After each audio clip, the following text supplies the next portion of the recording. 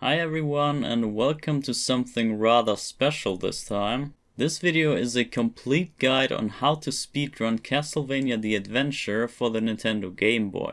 I'm Mazen and by the time of this upload I'm currently holding pretty much every world record that exists for this game. Even in both RTA speedrunning and TAS, so whether I want it or not, I'm quite a big fish. But the truth is I want to change that. I will make everyone who is watching this video able to overcome my best times and claim themselves a spot on the leaderboard. I will be guiding you through the entire game step by step from turning on the console all the way until you reach the credits. The main goal of this guide is to teach you the ability to get yourself a time of at least sub 19 minutes when you follow all of my tips. But even if you're not into speedrunning and just want to play casually, or if you don't even know this game at all, I would still recommend you to pick up this game and try out some of the tricks from this video for yourself. Because a proper understanding of the physics and the gameplay will add just the extra spice this game needs and the fun that most people seem to be missing when they give up too quickly. Trust me, the more you understand, the more interesting it gets. So let's not waste any more time and head into the action. Alright, so here we are at the start of the emulation. And I want to live play the entire run for you, but I will obviously use save states and frame advance for that purpose. And for you to have a better idea what's going on, I put you the frame count and the lag count on the top left of the screen, so that you get a reference for the time. And I also display all of my inputs in between those two numbers, so that you always can see what I'm pressing when I'm pressing it. And I will also record all of that run, and I will put the finished run, the finished movie at the end of this guide so that you can rewatch the entire run without any interruptions and any explanations. And that way you can see how it would look like when you have the perfect run without any flaws and like having every trick successfully in the same run. Yeah, also you can see we're on a Game Boy Color here. I'm emulating a Game Boy Color, and I do this because like the game itself is a regular Game Boy game, so it has no colors, it's just a black and white game. And if we play this on a Game Boy Color or a Game Boy Advance, we can actually add some colors to the otherwise black and white game. And that's just the reason why I used the Game Boy Color right here. So, okay, let me restart the emulation. And like on the startup screen that we are already on, you can input directions and buttons here to get different color palettes. And I found pressing L, like left, pressing left without any button is the best color. Like I like the blue, and I wanna do this tutorial here with the blue color.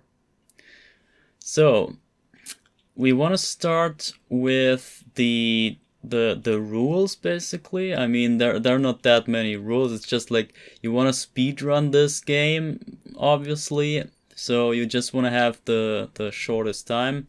But timing is like timing starts on this screen right here. Like the moment when you press start, you want to also start your timer. But you want to put your timer at negative 6.5 seconds so that the actual time only starts within the level and when you gain control over your character. So you want to put your timer at negative 6.5 seconds and then you're good to go and you can start here. And you can see I'm pressing start right now, and now we can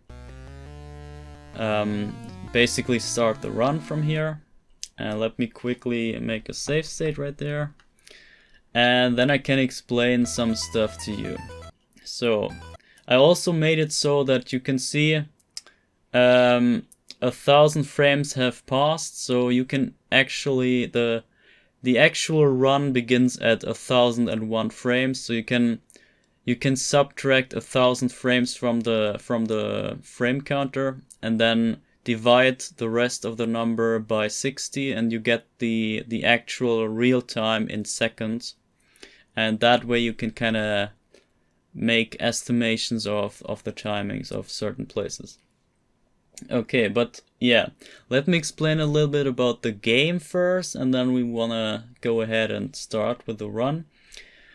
So this game is pretty laggy. It's pretty like people say it's a bad game, but it's really not a bad game, to say the least. It's pretty genius actually, but we will come to that later. I mean, the more you will understand from that, the more you will like this game.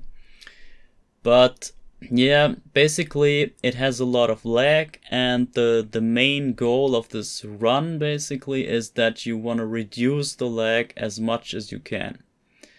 And that's obviously a tricky thing to do, because your own movement, like walking around or even standing around, already causes lag in itself. So you wanna like get that sweet spot between your own movement and the lag that you can reduce.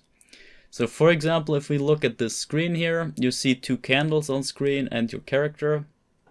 So if we would just walk through the screen like this, then you would already have lag from your own animation, from the walking, and from the candles. And that's why I put the lag counter on top of the screen, so that you also see the lag. Like, you see the lag is about a third of the entire time, and that's pretty bad. Like, that's a pretty hefty lag actually. And so let's say we want to get rid of as much object as we can, but that's easier said than done, because to get rid of candles, for example, you have to whip them, right? So there's no other way to destroy them than to whip them, because we don't have sub weapons in this game. You only have our whip, so the only option to get rid of other objects is to whip them. But whipping itself, the animation, is already causing lag, and it's actually the jump whip is basically the worst animation, like the most laggy animation of all of your like traveling animations. You can obviously stand and whip, and that's obviously even slower, so you cannot walk while whipping, so you always have to stand. So this is the worst way to whip something, to stand. But most of the times you will just be able to jump whip. But this is also very laggy, so you wanna do whip jumps, because they are the fastest movement while still being able to destroy something. But you wanna minimize this action as much as you can. So jump whipping is very time costing, and you wanna minimize that as much as you can. Okay, so that is basically it. And I mean, you can also do jumps. This is like, jumping without whipping is the maybe second best movement, and the best is obviously just to walk. So you can just walk without doing anything, or you can just jump and travel a little bit of distance. And the worst traveling movement is the jump whip. This causes very much lag. So be aware of that. And I want you to like familiarize yourself with the movement itself, like how this game even plays, because since there's so much lag, your inputs are kind of treated differently than you're used to. So if you, for example, you want to jump and you see I'm pressing A right now, I expect him to jump, and I only press, okay, I messed up right there. He will jump now, but let's say we hit a frame that is like this, so I'm pressing A for one frame. Yeah, obviously we get a pattern that works, but I mean, imagine you get a frame where you want to jump and you press A for one frame like this, and now you let go of A, and you expect him to jump, but since you just hit the wrong frame, you just hit a loading frame, and your input gets eaten, so you cannot expect him to jump, because the input is not translated into the game. It won't ever happen. So it's just eating up your input, and that's it. So I recommend you to just look at the screen and see what's happening. So you always want to react to what's happening. And like the most consistent way of getting your inputs into the game is just to hold them until they happen. So let's say we walk here and we want to jump. I just press A and I hold it as long as I see him not jumping. So now I see him jumping, and now I can let go of A and I still get what I want. And I want you to like not play from muscle memory, but just from reaction basically. And I want you to hold every input until it happens. There's no other real way to make sure that it happens, okay? So keep that in mind. Always hold your inputs until you get what you want. Okay, yeah, that's about that. And yeah, so since it's all about the lag reduction, this run is basically like the difficulty of the run is more in the routing and not really in the execution. But the good thing is that I already did the heavy lifting for you, so we already have a route, and you can basically just copy what I do, and yeah, that should be a good route at least. Like, it's not the perfect route, there might be some things you can do better, but this is like a way that should be working, and it's currently the best way to play this game and to speedrun it.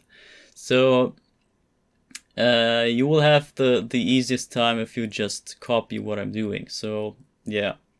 Okay, let me reset and start over. And in the first screen, you just want to get rid of the first candle and the second candle. The first contains a coin, the second contains the whip upgrade, which we need. The third candle, you can leave the third candle. And the fourth one has the second crystal in it. So you want to have 2 crystals to upgrade your whip to shoot fireballs, and you can reach the most enemies in most places with that. And it also has the most damage, of course. Okay, so yeah. Once you're here, like, okay, let me just play through this screen and I show you. Get the first candle, get the second candle, kill that guy, leave the third candle, get the fourth candle like this, and from here on, once you have that, I want to save here. Once you have that, you just want to react to the dropping enemies, so you just jump up when they come up, and if you don't get this candle here, it doesn't really matter, so don't care for this candle here. Just react for the dropping enemies and you should be good. If you don't get the candle, never mind. It doesn't really matter. This candle as well, you can just leave it there. And for this, like when you're at this step here, you want to jump up the step and then whip so that you get something behind it, and that was actually pretty bad. That was pretty bad, but like, yeah, basically you just want to proceed through the screen here. There's not that much to say about it. So you can get rid of that guy and that guy, and once you're here, I want to save real quick. This is a special candle right here. So let me show you that. You want to end up on this rope and climb it up, right? But if you do so, you see the candle is on screen the entire time. And I call this a rope dependent candle because like it depends on the rope or something. So those candles that are on screen while you have to climb a rope, you want to get rid of those.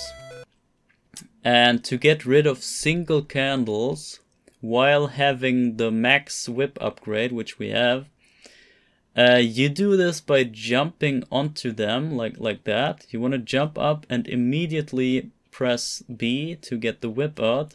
And you see what happens. We actually miss the candle with the whip, but the fireball will spawn just below the whip, and it will just spawn right where the candle is, and it will disappear and destroy the candle at the same time. So we also get rid of our own fireball, which is an object too, which lags too. So this is the optimal way to deal with a single candle if you want to destroy it with the max power whip. Okay, so that's why we want to destroy it like that. Not with the whip itself, but with the fireball of the whip. Okay, then we also want to collect all the items that come out of the candles, because items are also objects, and we gain nothing if we don't also collect the item that comes out of a candle if we destroy it. Okay, then here we want to destroy this guy, and if we don't hit him with the whip itself, then he will get less damage and then he will not die in one hit, so we want to hit him with the actual whip. So that's about this. And then I can save and go on. And now we come to the first glitch in the game. So you see we're climbing up this rope, and then the screen transitions to the next screen. And let me show you. Now we end up on the rope again, and you see how high we are. We cannot get off the rope immediately because it's just too low, right? But now we can use that glitch. It only happens in the screen transitions. Like when we have the screen load and being white, you want to hold the A button real quick and just hold it until the next screen loads, and this will buffer your jump. This will buffer a jump, and you see Christopher will just jump up right before he grabs the rope, and then at some point he will grab the rope, and you see we have enough height to get off the rope immediately. However, the height you get is kind of random. It depends on the lag pattern, but like you want to go for that glitch whenever you can. Like any height advantage is better than nothing. So you always want to go for the rope jump glitch. I call this the rope jump, this transition glitch. Okay, yeah, let me show you how it looks in real time, like this basically.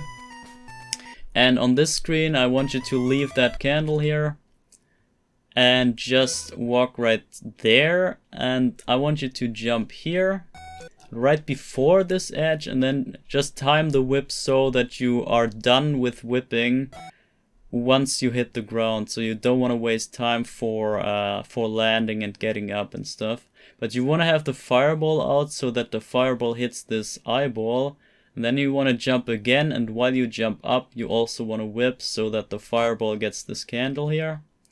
And then you can just walk and collect the coin and jump up here. And you see if you would not whip that candle, then you would have a rope dependent candle, and that would like lag a lot when you climb up this rope. So that's why you want to destroy that candle. And then you want to just jump up, get this candle, get the cross, and then jump up this rope and climb up. And you're invincible. You cannot you can just ignore that eyeball and go on. And that's how you deal with the second screen. So it should look like that basically. Okay, I messed up. Yeah, like you have to play this a couple times so that you actually get the timings down and like understand what's happening on every screen. So you wanna, yeah, see, it's kind of hard to get that timing. You wanna walk really far here, like this maybe. Okay, still too early.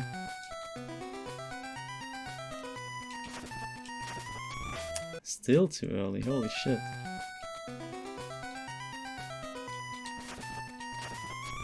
Wow, okay, I never really did this strat actually, but it should be optimal. Wow, okay, that's pretty bad what I'm showing here. But yeah, it should look like that basically. Then you jump up here, get the cross, jump up and climb all the way up. So let me save that, and then we have a screen transition coming up, so you want to rope jump, the rope jump glitch. And yeah, you know how it works. Just hold A during the transition and then let go of A once you see him jumping up. And then once you see Christopher grab the rope, you can already press A again to get off the rope again. Okay, here on this screen you just want to jump up, kill this guy in 2 hits and get the candle. Jump down here, get both of those. Jump up here, get both of those. Then crouch down, get this guy, and you want to jump so that you get the candle and the fireball onto the bird. And this is a single candle, and I already told you, you want to get rid of this by just jumping and whipping. And you want the fireball to deal with that candle, like this, and not the whip itself.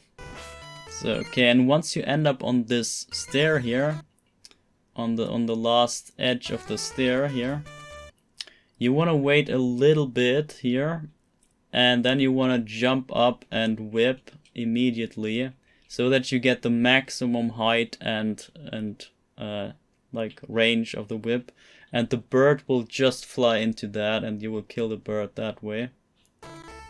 And then you want to press a little bit to the right until you can jump again to get up that that step here. And then you just want to react to the bird's cry, to the next bird's cry, and you want to just jump up when you hear the cry. So you hear it, you jump up. Okay, I messed up, but yeah. This is how it should look. So let me show you. Rope jump. Jump here, get this guy in 2 hits. Jump down here, get this guy. Get this guy. Duck down whip, jump whip. Jump whip. Wait a little bit, jump whip. Wait a little bit, jump up. React to the cry, get this bird, and then get up here. So that's about that. And this is also a rope dependent candle, as you see, but we cannot reach that, and so we cannot get rid of it, and we just have to deal with the lag. Okay, the next screen is pretty weird. Like I don't have a recipe for that, but I think we should just ignore both of the candles and just make our way up. So basically like this. And then just go up the rope as quick as you can. And then do the same stuff just again, because the screen is just the same, just mirrored. So basically how this should look is just like that. Jump up. Get the eyeball with your fireball, then jump up here. Jump glitch, and then yeah, this is a tricky timing. You kind of want to wait a little bit here, like walk against that wall a little bit, so that you get the eyeball with your fireball just in time. It's kind of tricky sometimes. Like if you have bad RNG and the eyeballs spawn in a weird way, then you're kind of having a little bit of problem here. Yeah, like just like that. I waited just a little bit more. But let's keep that attempt, it's pretty good. So the next screen, let me show you, is this one.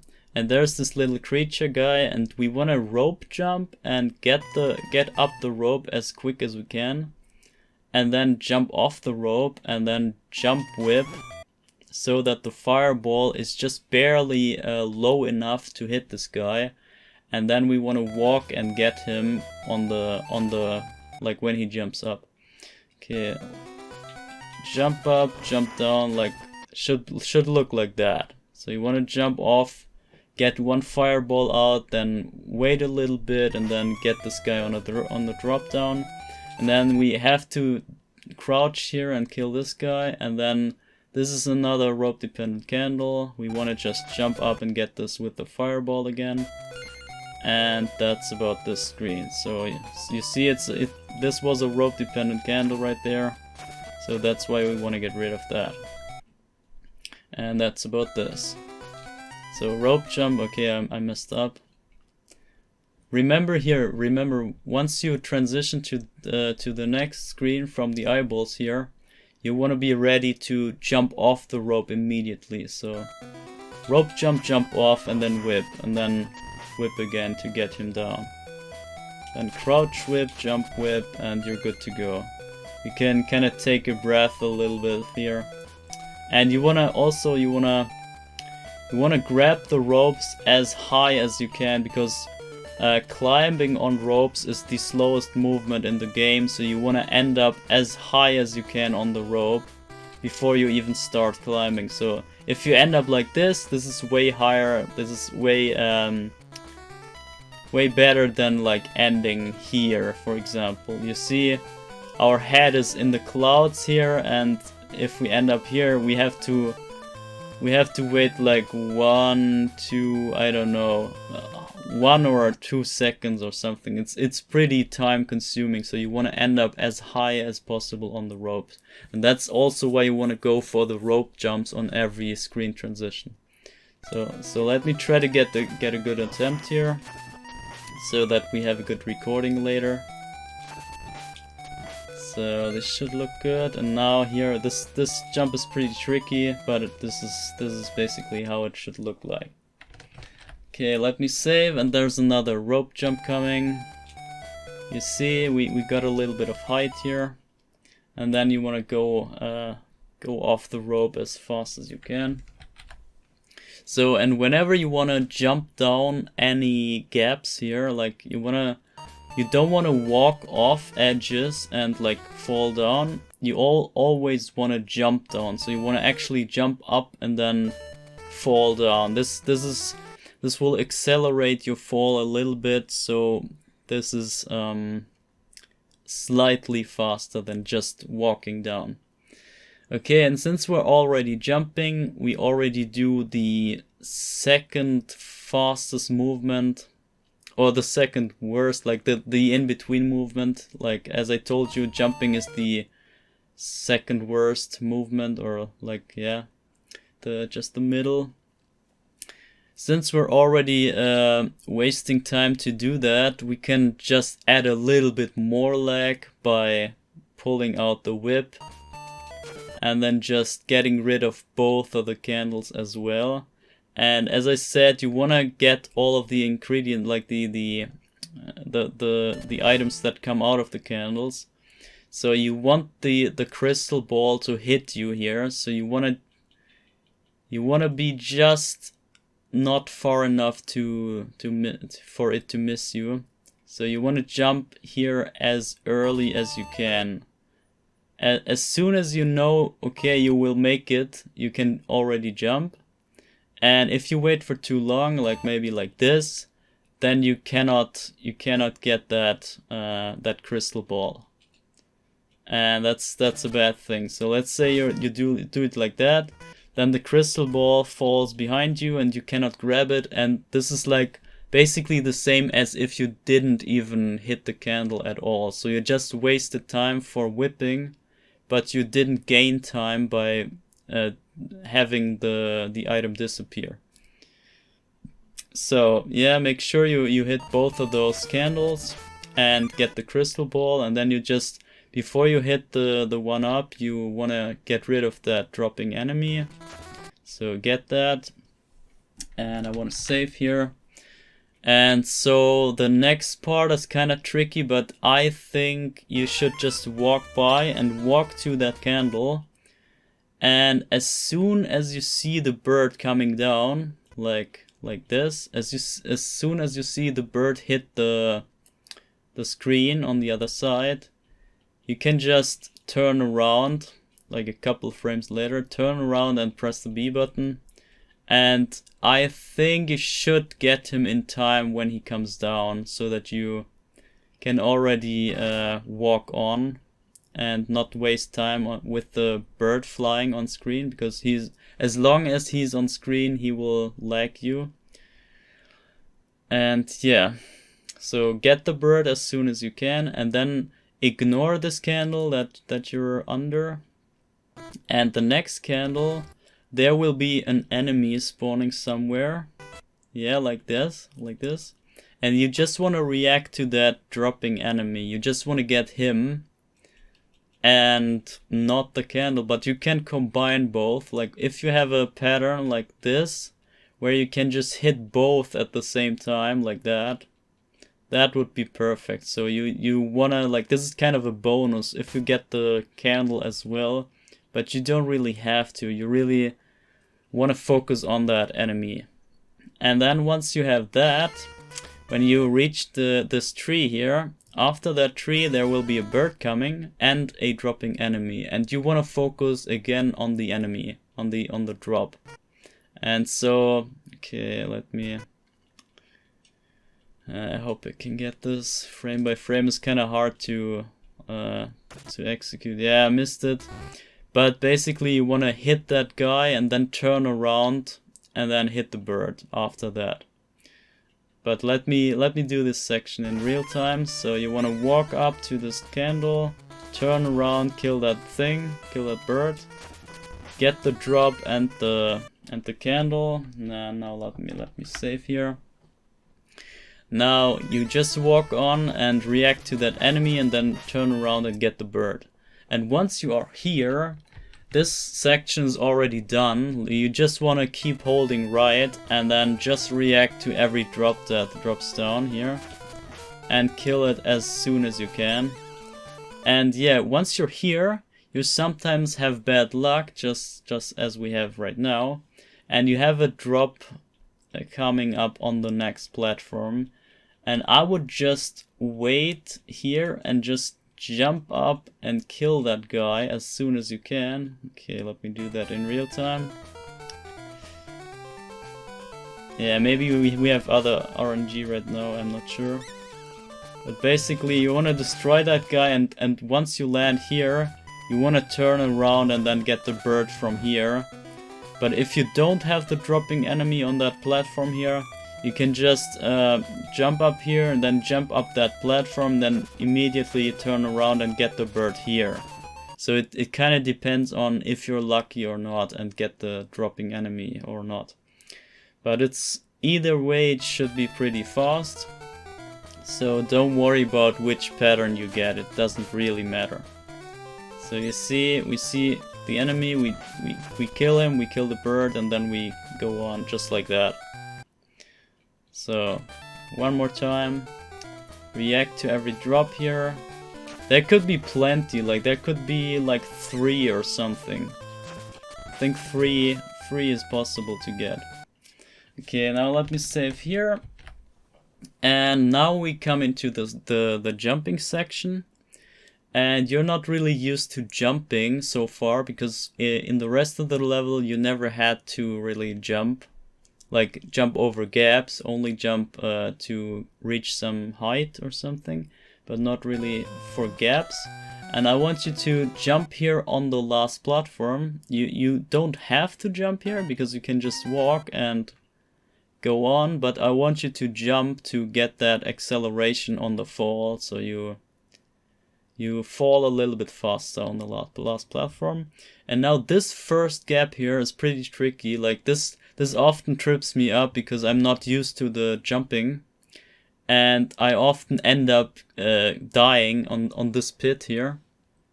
So you just want to make sure you walk to the very edge here, or like a good amount of distance.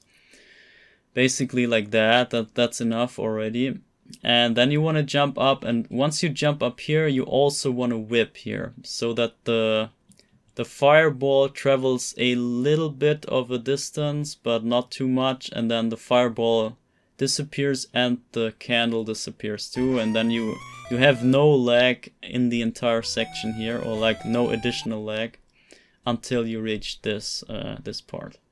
So let me show this in real time. Just jump over, jump over, jump over, and jump additionally. And now here you just wanna walk a little bit further and then get this candle. It's pretty easy, it's pretty straightforward. All of level 1 is pretty easy. So then jump over and jump down here, and that's the next section here. The jumping section, this is basically the most difficult section of level 1. And you want to just jump onto the stairs and whip for once, and then just get this jump pattern down. And I want you to jump later than you think, And once you reach this wall, or this, I don't know, the next section basically, you want to jump, and then you want to delay your whip a little bit so that you hit this bat, so it doesn't hit you, and then you can keep jumping, right? So basically just jump whip on the first jump here, then do all the jumps, press a little bit later than you think, and you should be good. And once you reach this place, just delay your whip a little bit and then keep jumping, just like that. And then once you reach those platforms, you're already good. You know you've made it. And yeah, that's about it. So I want to save that. And we're now off to the boss fight. So we want to jump down here, and we want to jump up this platform. And this is the second really important thing in this level. You have to hit this whip jump. So you jump and delay a little bit, and I missed it now, but you have to hit this fireball onto the candle. Otherwise, you would have to walk all the way here and walk additional way and jump up this thing and wait and jump again and walk all the way back, and it's just like you waste like 3 or 4 seconds. It's really not worth, and really not what you want to do. So make sure you hit that jump here, jump, and delay it so that you just hit the candle there. Okay, so once you reach this crystal, the boss will appear, so you can immediately turn around when you know you got the crystal. You can turn around, then walk a little bit so that you're just like in the middle of that platform here, and then you can jump here so that the platform keeps you down. And at like the apex of the jump, like that, you want to crack out the whip so that you hit the enemy with the last possible frame, and then just spam the B button. Just like, yeah, just spam whip strikes, and then hope that he dies in time. That's basically it. So yeah, but yeah, I missed here, but it should look like that basically. It's kind of hard, like I kind of saved at the wrong place, but whatever. Yeah, basically like that. So you want to hit him before you land from the jump, and then you can kind of have an additional whiplash in the same time, and that's why you want to do that tricky jump. And it's hard to get sometimes. Also, it's kind of lucky. You have to get lucky with the pattern that he stabs with his spear. And that's also kind of random. You cannot really make sure you get it all the time. It's just a matter of luck, but you just basically just spam your whip, and then you should be good most of the times. And if it happens that he hits you and you know it, or you see it's getting close, you just wanna get hit, and then once you get the knockdown, like I wanna show you. Like, you know, he's like moving a little bit, and you know you wanna he will hit you in the next couple frames. Then you just do not press anything, and then wait a little bit like this, and then after you got hit a little bit, then you can press B again, so that you barely get him on the fall down, right? So you don't waste time to not hit him and having to whip again. So just keep that in mind. If in case you get hit, just wait for the knockback a little bit and then kill him with the last strike. Also, it doesn't really matter if you get hit at all and lose your power up, because you lose power ups when you get hit. But it doesn't matter if you lose the power ups, because in the next level we don't even need it, so it doesn't matter. So don't worry about the power up. Okay, but let me try to get this done here. And yeah, also you want to press down when the fight is done. As soon as you see the last whip strike hitting, you want to press down on the D-pad and hold it so that you crouch, because crouching like reduces your animation, your your character sprite, and that causes the game to lag a little bit less. And yeah, you save a couple frames, a couple of lag frames. It's not significant, but whatever. Like it's a free time save. Why not? Okay, and then you're done with level 1, and you see that the in-game timer ticking down to get you the score, and I do it so that I have my splits, my real time, the clock that is running. I want to split at when the timer, the in-game timer hits 0, so I just wait for the timer to hit 0, and then I have a reference point for my splits, and then I split my time. And we then head into the next split and the next level. And then after that, after the clock is down, you already you also get another 3,000 points, like this, and that already counts to the next split. Like that's just how I do it, and I would recommend you to do the same, because it's just convenient to press on the when the clock hits 0 there. Okay, that's about level 1. So let me save that. And now it gets very tricky. Like level 2, the start here of level 2 is very, very tricky. This is like the make or break of the run, basically. Or not actually, but it's a huge time loss if you mess this up. So you see, you start like this, and there are basically just 3 ways to deal with that, which is not even true, but like, yeah. So you could just walk and be lucky that all of the bats miss you. And let me try to do it. And we are lucky. Oh my god. Okay. That's like a miracle to get. This RNG is like one of the best RNG you can ever have. You can just walk by and just keep walking, and that's it. That's for this section.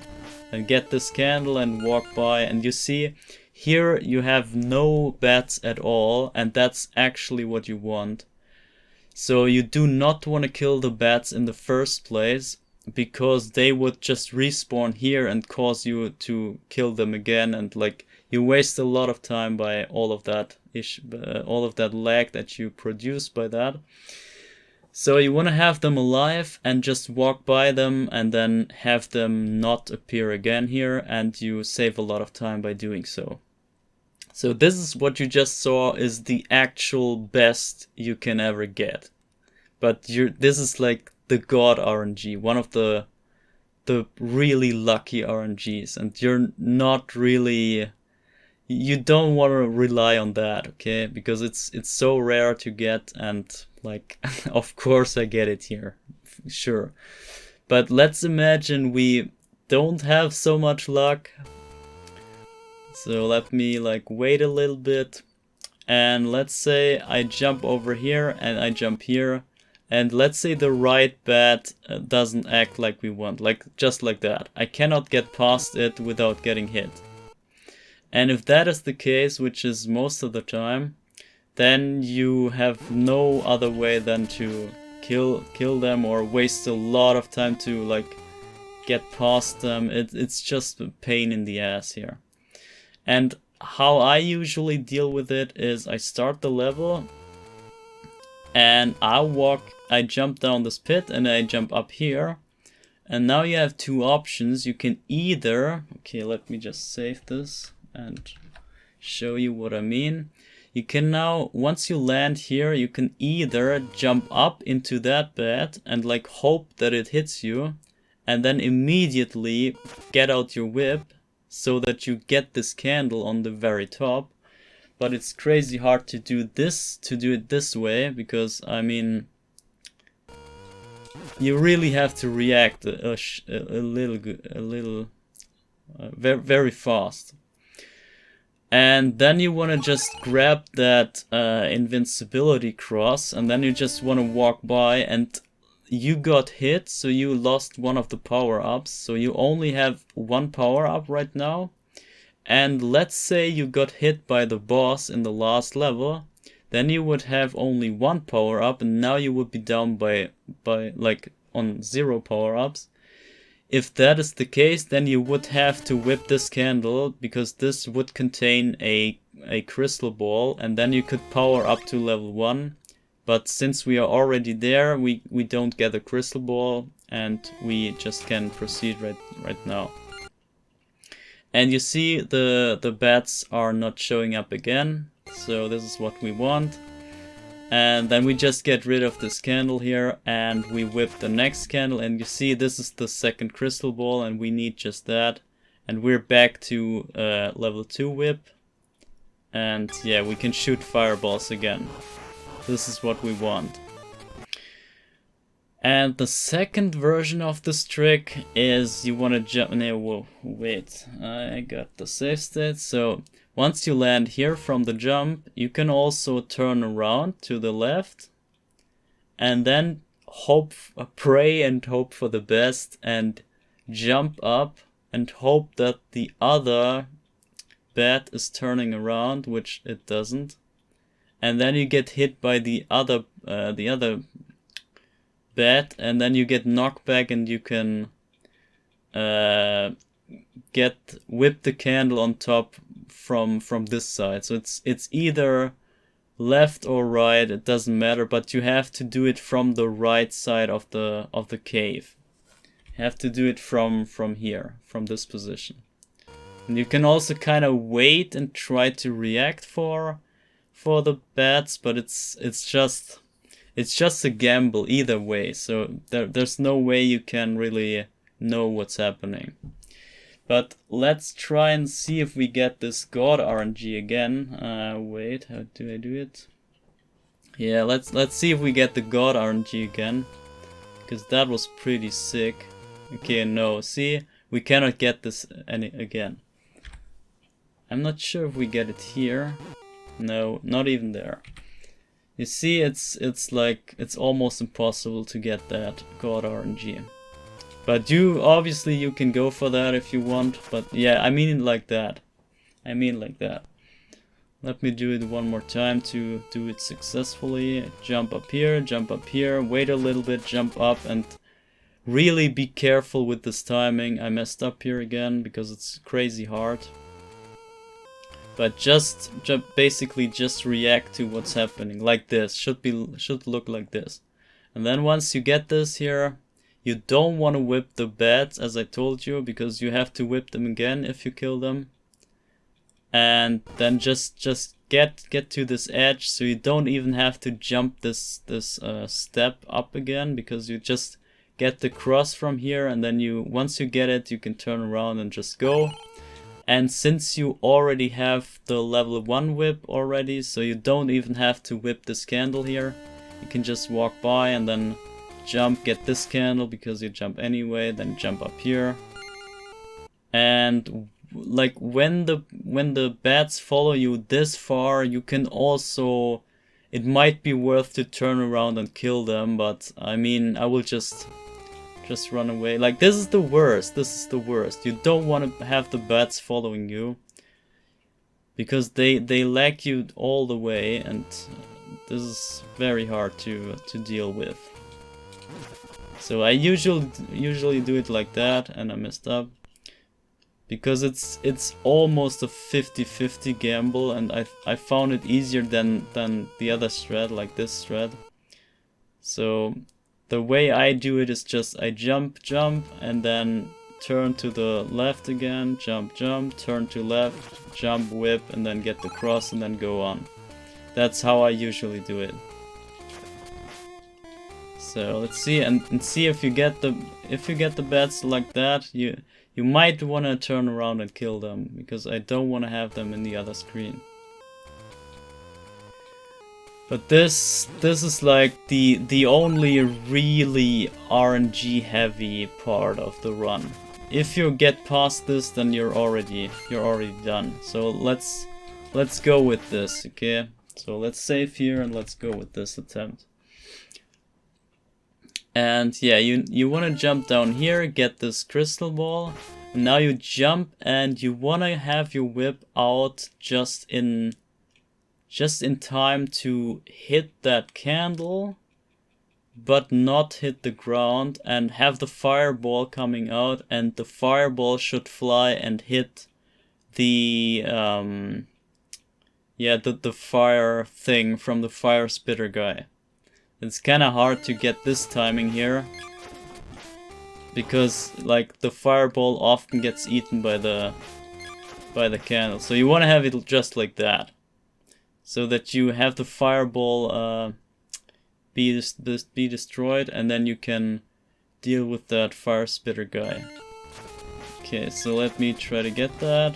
And then you can also jump and whip this guy, but it's tricky to deal with that. Like, you want to hit that guy with your whip and with the fireball afterwards, so just like that. And it's kind of hard to do that in the same attempt, because you wasted your fireball with for the fireball to destroy the other fireball thing. I don't know what's the best way here, but you will figure something out, I hope. Yeah, maybe you just have to hit him twice.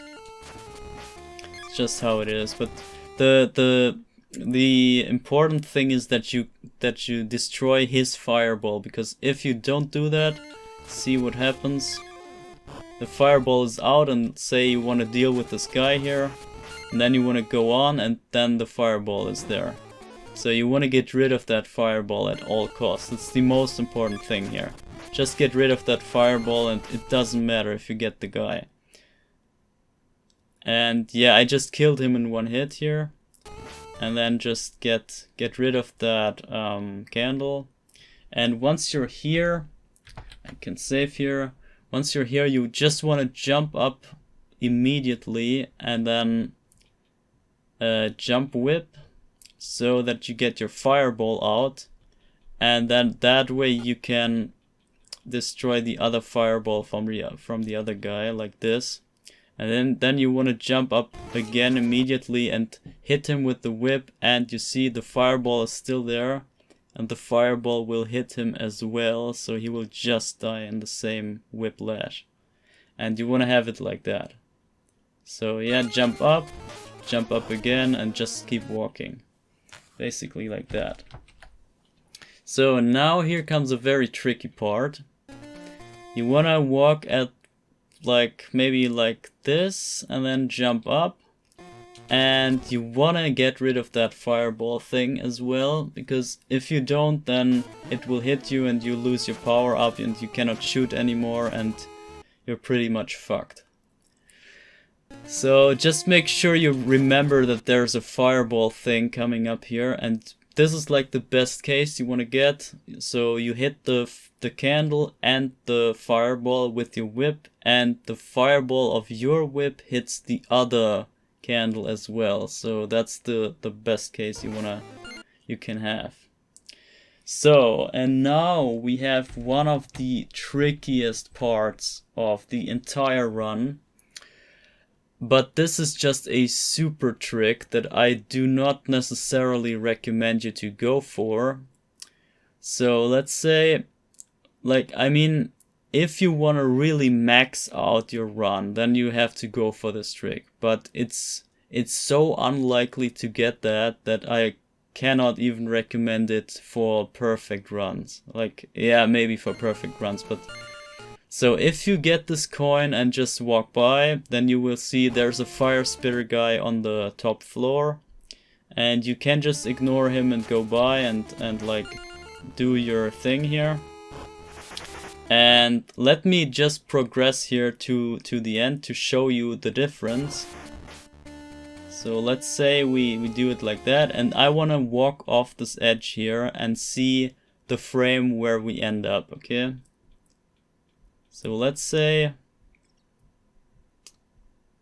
yeah, let's say like that. So it's like, I don't know, just remember the 970 or something. 970. Let's remember that 970. And So the trick is that we despawn the guy, the Firespitter guy, so that he doesn't even show up. And he will be on screen for so long, you know, like, see, he's on screen the entire time until we, like, deal with that other guy here in the fight and all that stuff. And so he's on screen for forever. And if we despawn him, he's just not on screen there.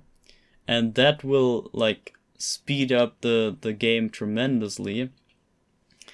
But to do that, you want to walk up to this coin and, like, right when you hit it, like, it's almost impossible to get that frame, but right about here maybe, you want to press start, and you want to press start twice so that you pause and unpause, and then after a while you want to pause and unpause again.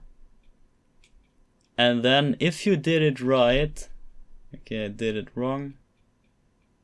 Yeah, I did it wrong. Like, this is crazy hard. Even testing that is, like, really hard. You have to hit 2 perfect frames, and those frames are like dynamic. They're not static. They are not in the same pattern every time. So it's basically luck. You gotta get lucky twice in a row. But if you get it, you can despawn that guy. So I wanna... You can also go for more than 2 pauses, but I would only recommend 2 pauses. Because you only need 2, and every additional pause will just higher the chances of missing it. But let me just try until I get it. I don't even... Yeah, this is crazy hard, man. Maybe it's later even. As I said, it's you cannot really bank on that because it's so much so unlikely to hit. Oh shit. Yeah, as I said, don't go for that. Like, if you really want to maximize your regular casual run, then don't go for that. But the thing is, I succeeded in that for like a couple times, so I know it's possible, and that's kind of a... It's really tempting to go for it, you know? Yeah, I cannot show it off actually, it's unfortunate, but I would like to show you the numbers. That would be so good, like...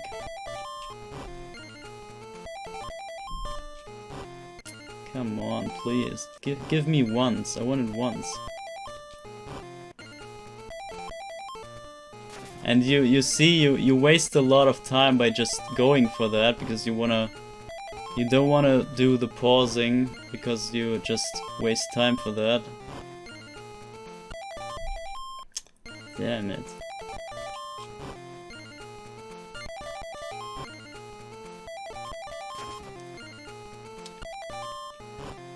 Yeah, come on.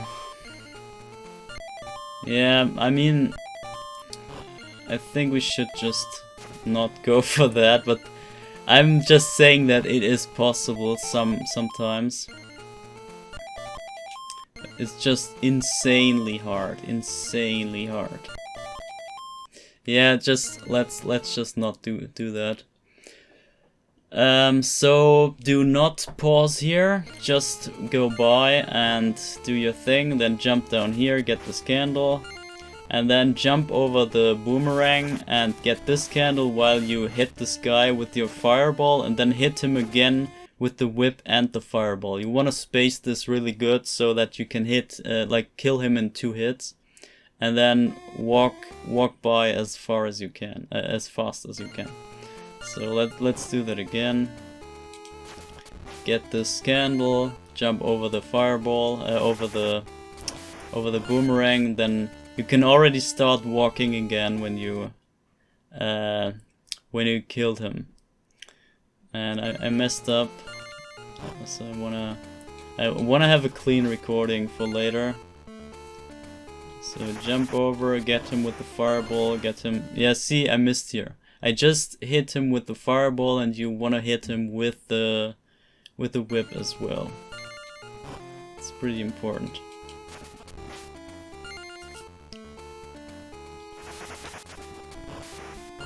Yeah, you cannot immediately do the next whip because you have to get some distance on him. And you can also have this, like the fireball, get the other candle. That's also a possibility. Yeah, see, you can do it like that. And once you're here, let me just save. Once you're here, you can do another very risky trick, which I would maybe not recommend for beginners. If you're here, you obviously want to go to the rope and then climb down, right? But if you just jump here at the perfect spot, like it depends on the lag pattern that you have. So it's not consistent as everything else. But if you have a good spot and a good lag pattern, and you jump the perfect way, you might end up not grabbing the rope, but just jumping all the way down to the loading zone. And if you get it, like you can save a lot of climbing time, but if you not get it, you can also die, just like that. So it's very risky to go for, because if you hit just the wrong pixel, then you end up in this falling glitch here, and you just die and your run is over. So it's not really worth to go for that, but if you're really experienced and you really want to get that extra half a second of your run, then you can go for that jump here and just time it so that you, yeah, just like that you end up just into the loading zone. So you can save all the time that you would have to climb from here to here. So it's about a second maybe, or half a second. And yeah, it's up to you to if you want to go for that or not, but it is worth it, but it's not like, it's not without a risk. So maybe if you're a beginner, you just wanna walk down and yeah, just press down here. But yeah, also that is a glitch as well. But the other thing is when you walk here and you walk to the right and then you press down too early because you expect your character to be on the rope, there's also the edge cancel glitch that you can do. Like when you leave the edge here, just at the frame where you would leave the edge, when you press down, then you end up in a falling state, and then you don't grab the rope at all. So if you press down too early, then you might end up killing yourself by accident, and you don't want to do that. But yeah. So let me just go with like this attempt maybe. That's okay. And once you're here, I want you to immediately press to the left and then just jump up. Like once you hit the ground, you just walk a little bit and then you jump up.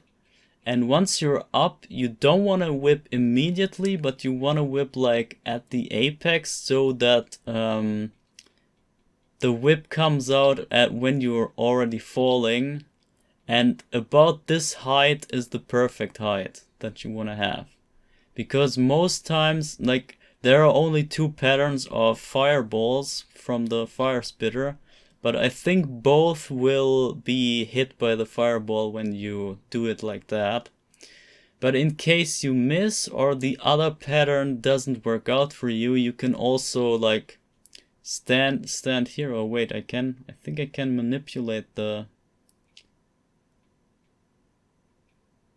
I think I can manipulate that. So let's say I think this should be the other pattern now.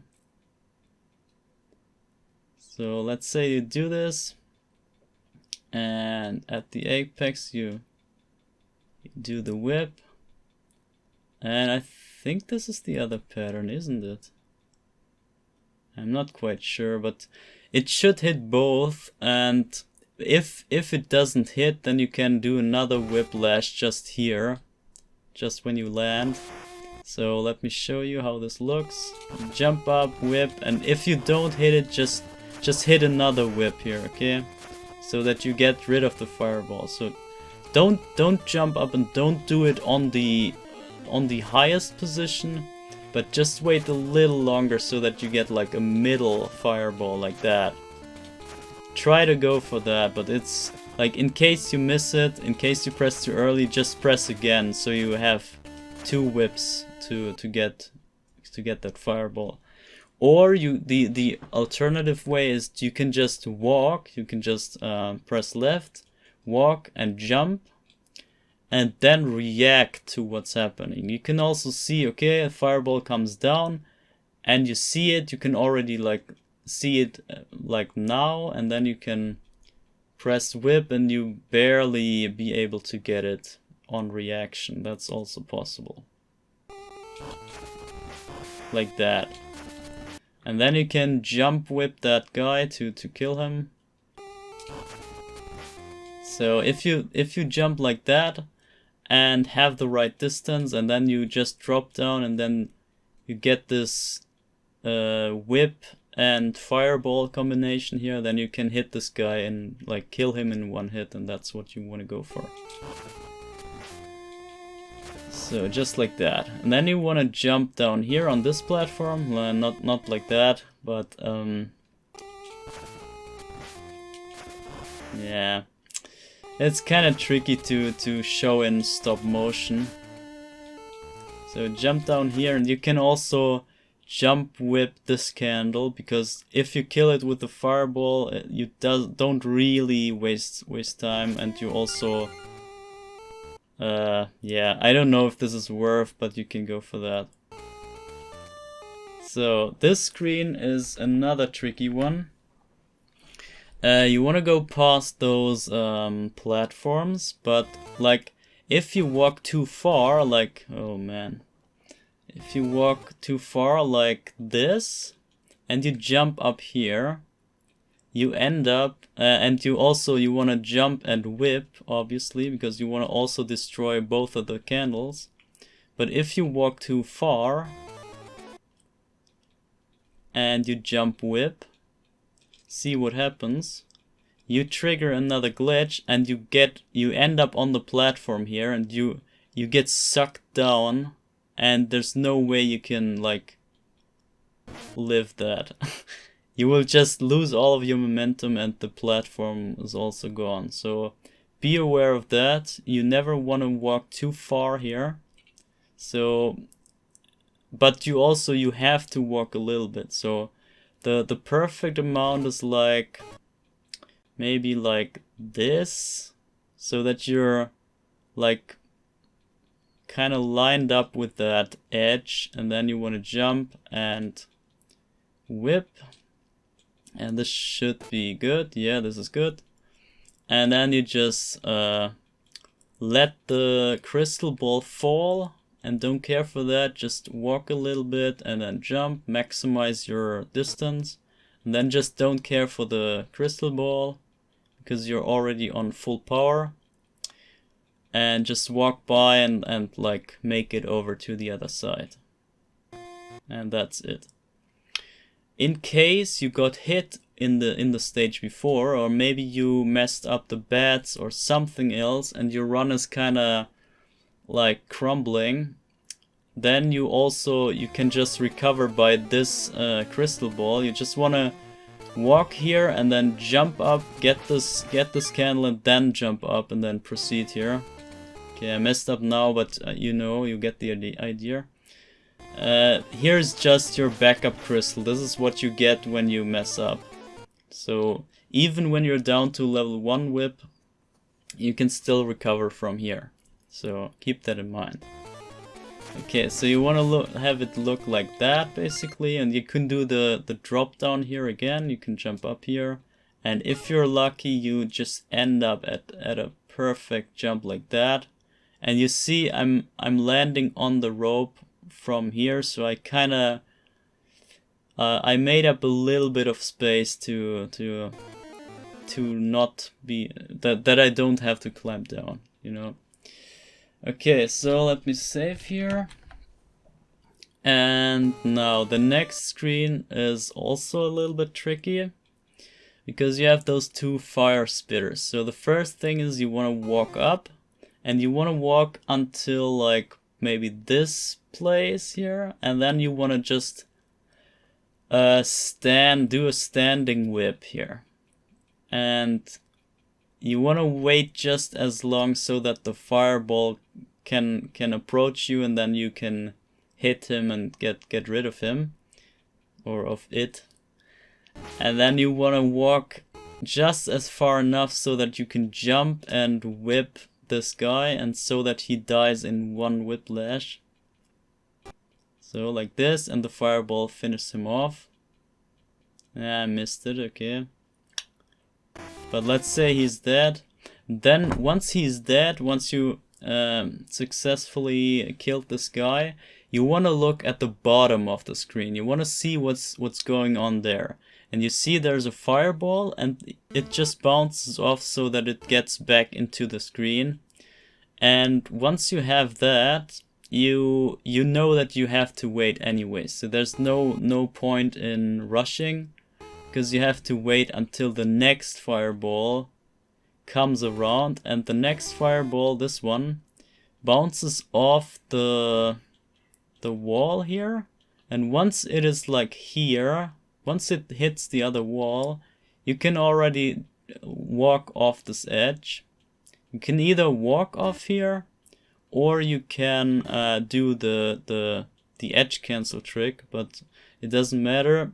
You just land here, land down here, then turn around and immediately whip, so that you get destroy this fireball. Then you see the other fireball is still around, so you wanna maybe jump whip. Like, jumping and whipping is kind of a little bit faster than just stand whipping.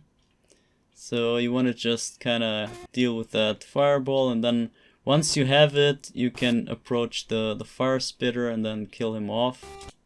Like maybe so. Yeah, I messed up. But let me show the entire screen again. So you wait, you shoot, you jump whip. Okay, again. Wait, shoot, jump whip.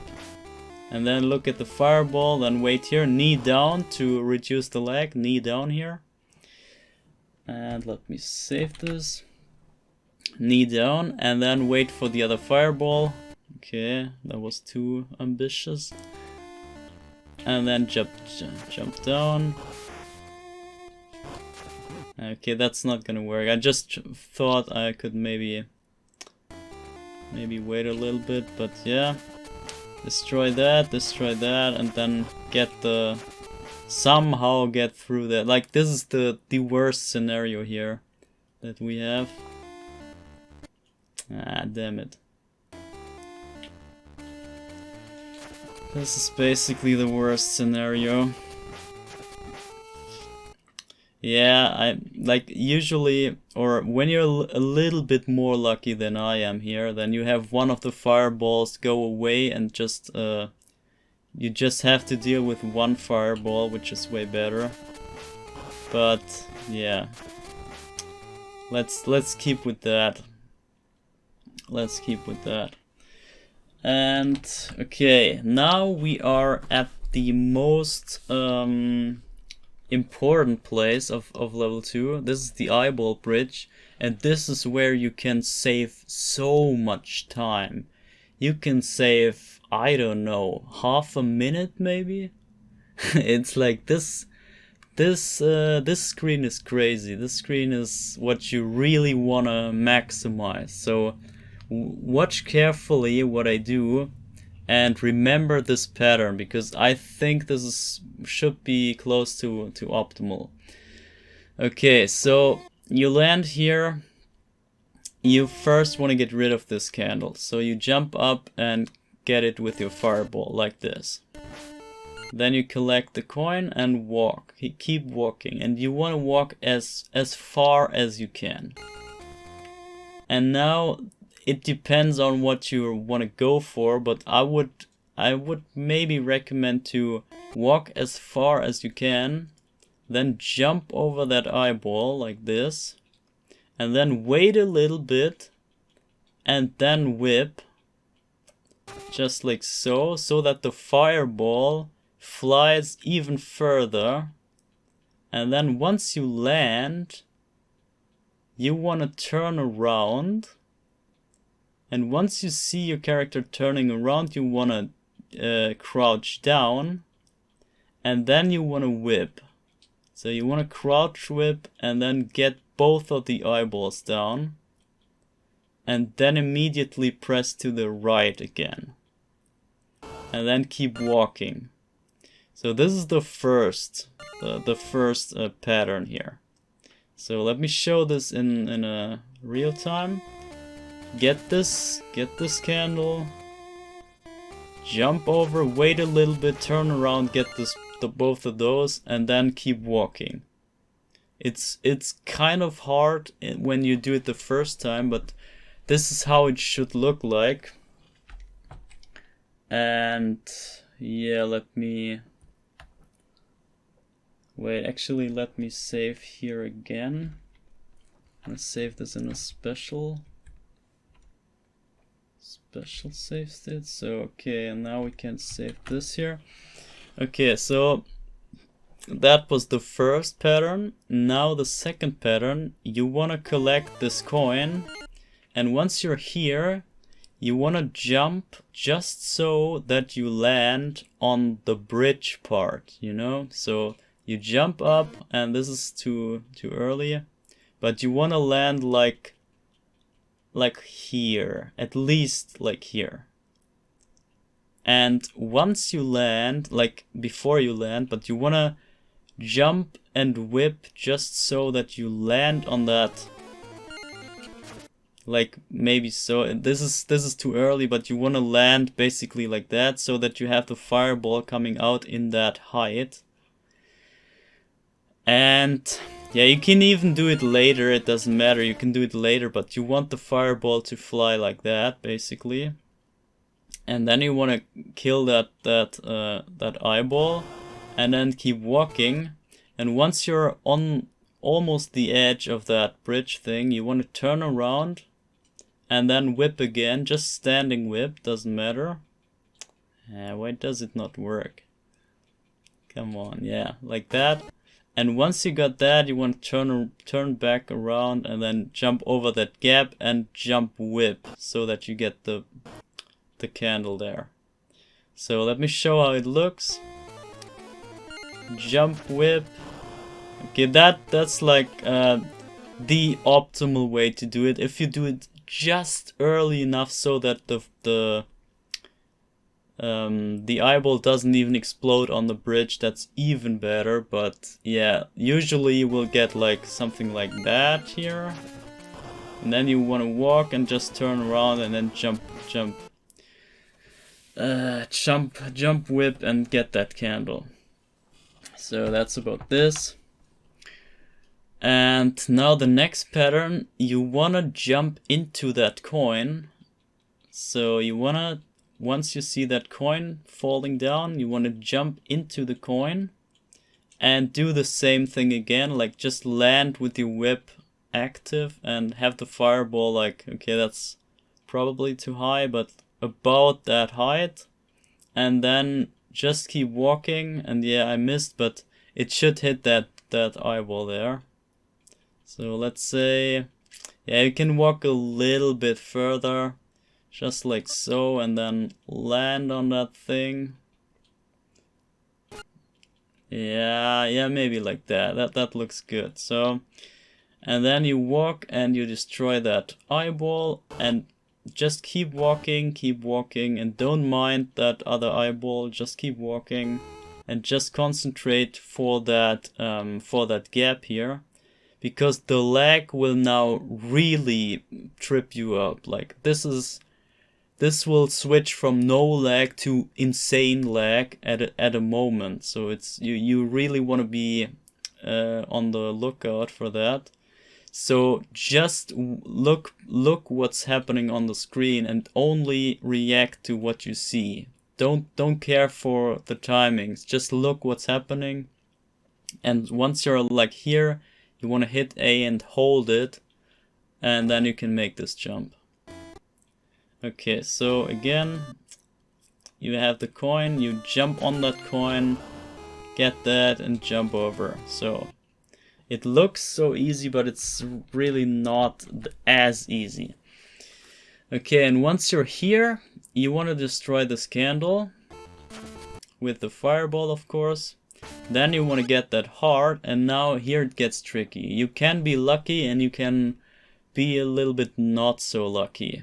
So if you walk by that heart and then you can turn around, after a while you will see a eyeball coming up, and once you see it you can... why does it not work? Once you see it you can turn around and whip it, but sometimes you have bad luck like this, and this will actually spawn another eyeball on the other side because you were turned around, and then the spawner kind of works the other way around. If that happens, you just have to whip again and then go on and jump whip and get the candle here. But if you're lucky, I want to try to go for that. Okay, I messed up. If you're lucky, then it should look like this. And then you can just jump whip that candle and yeah, get it. So this is how it should look like, but it depends on where you whip the other eyeball. And now on the next pattern, this is the second pattern that we had. So you want to jump whip onto the bridge like that. So jump and land, and then get this, and then turn around again, get that, and then jump over and do this again. It's just like the second bridge pattern that we had. The same again. After the long bridge with the heart, after the heart, you want to have the second pattern again. And if you get that, it's even better like that. So you don't have to jump, but on that, on the candle you still have to jump, so it doesn't really matter. So let's say you have it like that, and then turn around, jump whip. So that's about this.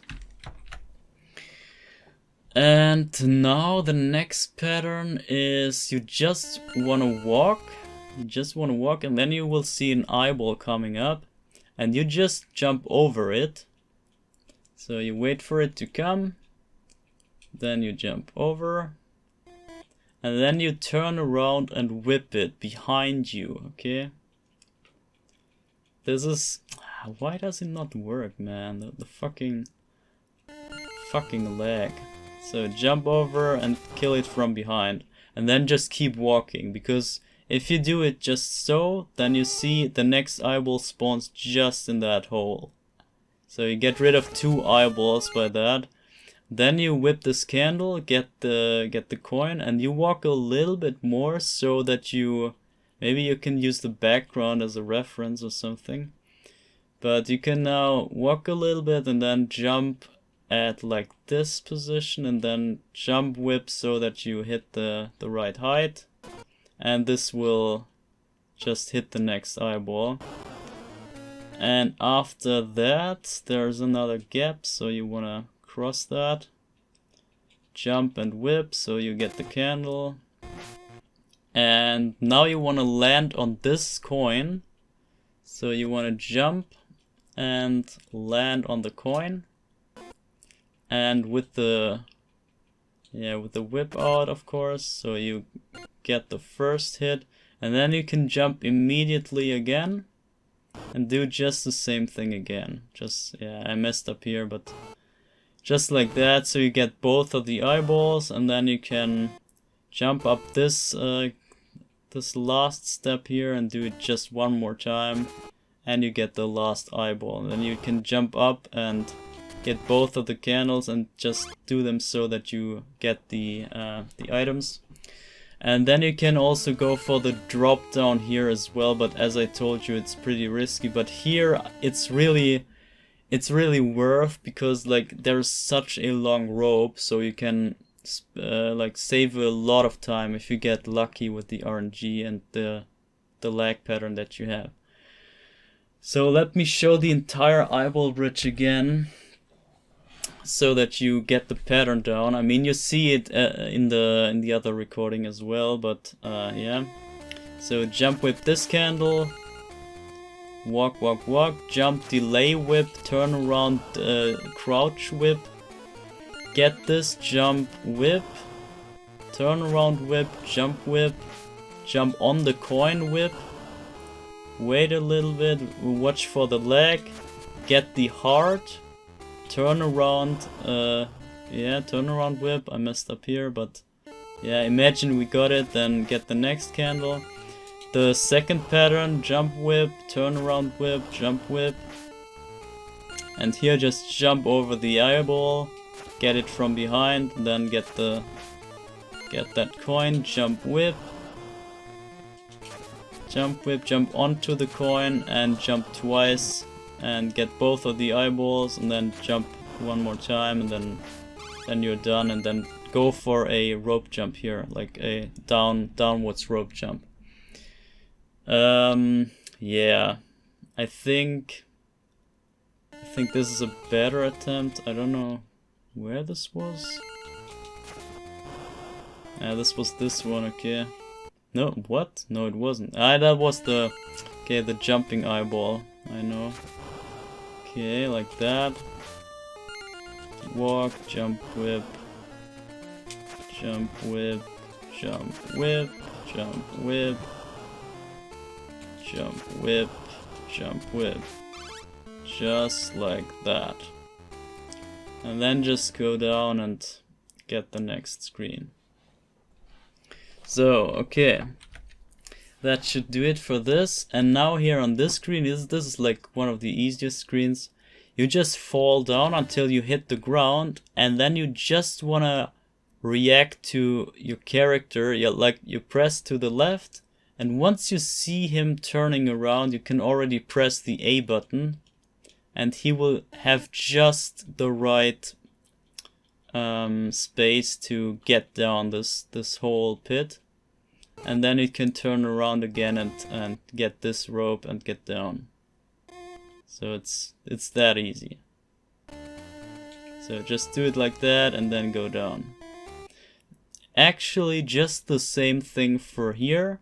You just want to reach the ground and then press left and then turn around. And once you turn around, you want to jump and immediately whip. And you get both of the bats here. Then you want to jump down here as well, and then press down here. So one more time. Turn around, jump. Turn around, jump, whip. Pretty easy. And then you get to that point, and then... Okay, let me do this one more time. Yeah, if you do it a little bit too early, then you get this jump glitch here, where you don't jump diagonally. So you want to wait a little bit, just to make sure you get the jump down. Okay, so let's go. So once you're here, this is another RNG part. This is one of the 2 RNG parts. You gotta be lucky here that the eyeball that drops here doesn't drop like that, because you cannot escape this. It's impossible, and it will just hit you. So if you get a pattern like that, there's no way you can escape that. But sometimes you're lucky and it gets delayed pretty hard, so that you get down to this stair and you can then turn around and whip the eyeball when it comes down. That's the optimal thing, because you don't lose your power up and you also get rid of the lag of the eyeball, so that would be the perfect RNG. But yeah, it's just a matter of luck here. So if you get hit, don't worry, just keep walking And do not jump down here, because this, I don't know why, but this specific case here, it has killed me so many times. I don't know why this is. Okay, of course it works now, but this edge has killed me so many times, so I will most likely not go for a rope jump here. But of course you can do it if you want. I mean, yeah. Yeah, the thing is, sometimes like you grab the rope so high and you kind of lose time for doing it, so it's you either die or lose time, so it's kind of not worth to go for that at all. So I will just drop down here and then get down here. So we lost a power-up because we got hit, but it doesn't matter as long as we... No, it actually doesn't matter at all though. Okay, so when we are here, we just obviously want to walk, and you want to watch the Firespitter below. And if you see him spit upwards like he does, that is the bad pattern. That's where you want to wait. So you want to walk up to the edge, knee down and wait. And you want to wait for the next fireball. Actually, so you have to... I think it's not possible, or maybe it is. Let me try that. I never tried that. Let me try that just one more time. Yeah, it comes back. Yeah. Okay, it works. Yeah, it works. Okay, you want to go for that actually. Like when you see the fireball coming up, you just want to walk, and then wait a tiny little bit until it catches up to you, like so, and then immediately go down. And then you get the next fireball, and the one that you just dodged will disappear on the screen as well. So this is kind of a backup if you get the bad pattern. However, let me try to get the other one.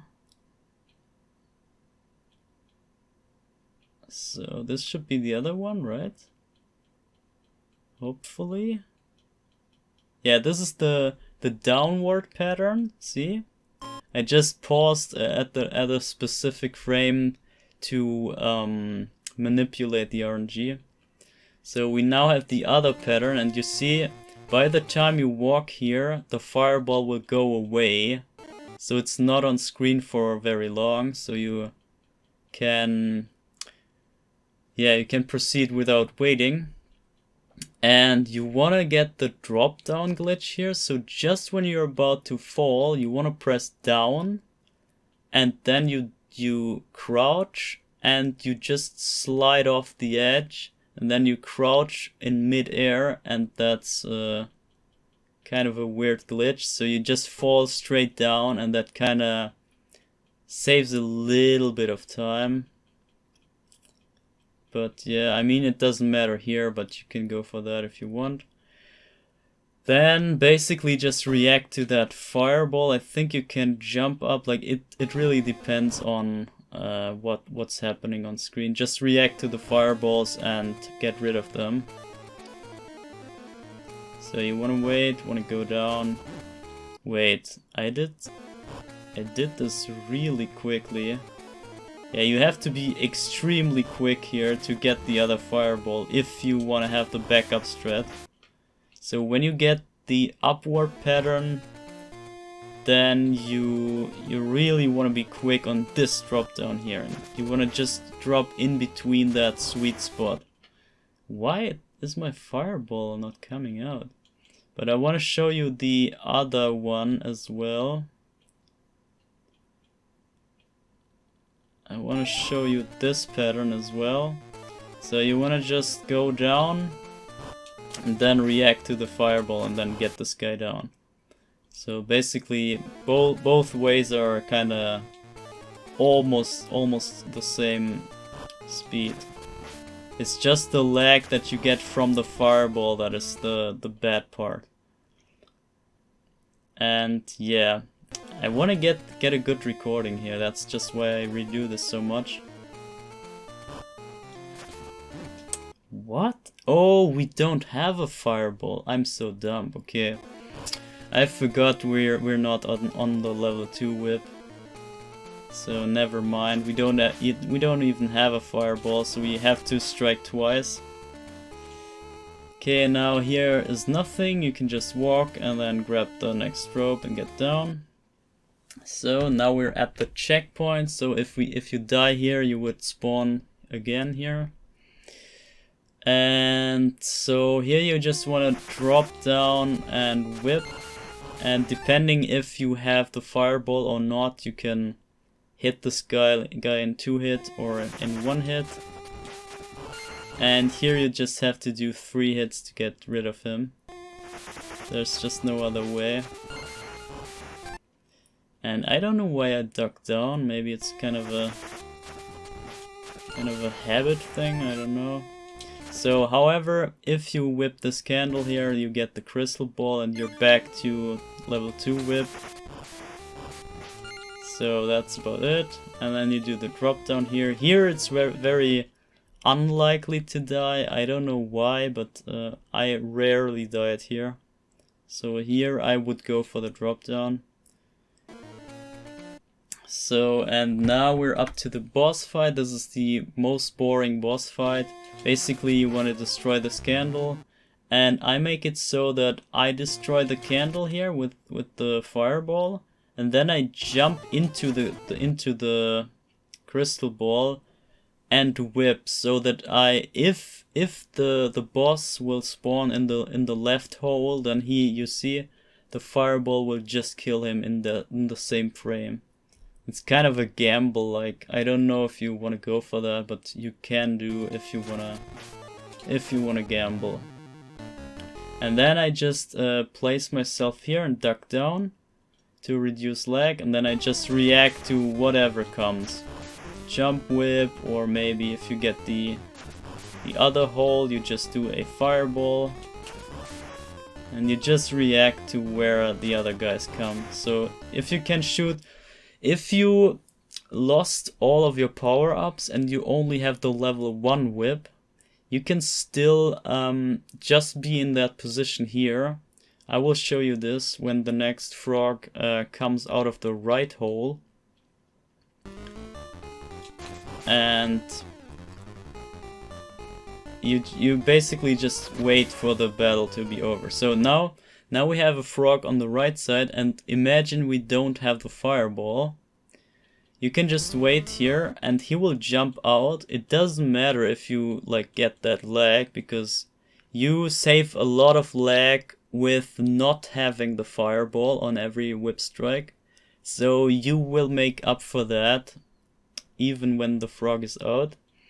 And then the frog will just jump right into your range, and you can just kill him with the regular whip without the fireball. So just do the same thing here, just wait here and kill everything from here. It's so easy. This fight is a joke. It's just like yeah, basically waiting for it to end is basically this fight. And that's about level 2.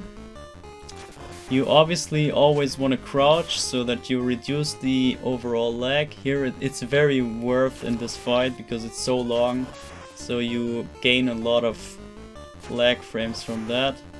And the last one you just want to guess. Or I think you can actually remember the pattern where they show up. And... yeah, oh, I messed up the recording, right? Damn it. Whatever, I will leave it like that. I don't mind. I will leave it like that. I mean, the fight really, you cannot really do that much here. So, once the timer hits 0 again, you want to do your second split for level 2. Like now, you want to do the split, and then you're up to the next level. And yeah, let's see what awaits us. It's level 3.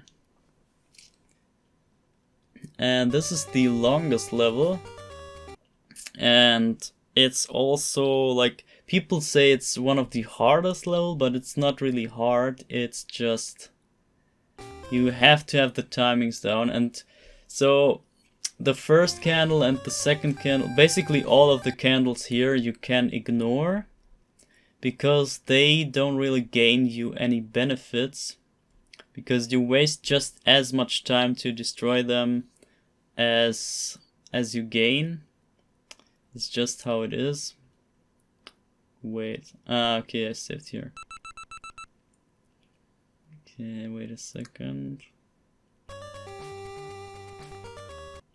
So let me save here. So you just walk by all those candles. You jump up, and you do not whip this candle, the third one, this one. You do not want to whip this one. So you can whip all of the other ones, but not this one. And especially when you're down to a level 1 whip, then you wanna keep this candle here alive, because this will be useful later on. I will show you that, but just remember that you wanna have this candle alive. Okay. So yeah, just ignore everything and just walk by, as you would do in a regular speedrun. Then drop down here. I don't think it's worth, but I sometimes just go for this last candle here, just for the satisfaction. So just, I mean, you can leave it or not, it doesn't matter. Just get that candle or not, and then continue. And here the spikes come down, and you want to time it so that you land on the, like, you want to hit that gear thing with your whip and with the fireball, and you want to immediately get out another whip like that, so that both times you hit the gear with your whip and with the fireball, and that way you deal 8 damage, I think, and this thing barely dies. So you can just kill this thing in 2 hits, and that's what you want to go for. So let me show you this again. So when you miss it, then it gets up and you kind of have to hit it more times. When you only hit the fireball, this is the worst thing. You want to at least hit it with your whip like that, because then it's 3 hits. But if you time it perfectly, then it's just a 2 hit. So you want to do it like that, and then it's a 2 hit and you can go on. So I just whipped this candle a little bit too early on purpose, but this is just to try to show you the next insane super trick. This is another despawn trick. You can actually despawn the next gear pillar thing by approaching this candle here and this coin. And you can be lucky and have the entire ceiling to not move at all. So you could just walk by. So everything that happens here, you can skip all of that if you're lucky. And so this, like, the regular way, you just ignore that despawn thing. And this gear here, this gear pillar, you cannot hit this with the fireball. See, like, if I do the fireball, it just doesn't hit it. It's kinda, it doesn't work. I don't know why. So you have to hit this with your whip, and you have to hit it 3 times when you have the max power. 4 times when you have the level 1 whip. So just keep in mind you have to whip more times when you have the lower whip, but that's obvious. But in case I manage to do the trick, I wanna show you this. I mean, you probably know how it looks from the other runs. But this is so insanely worth to get. This is extremely worth to get. If you get that, then your run is basically guaranteed to be at least good.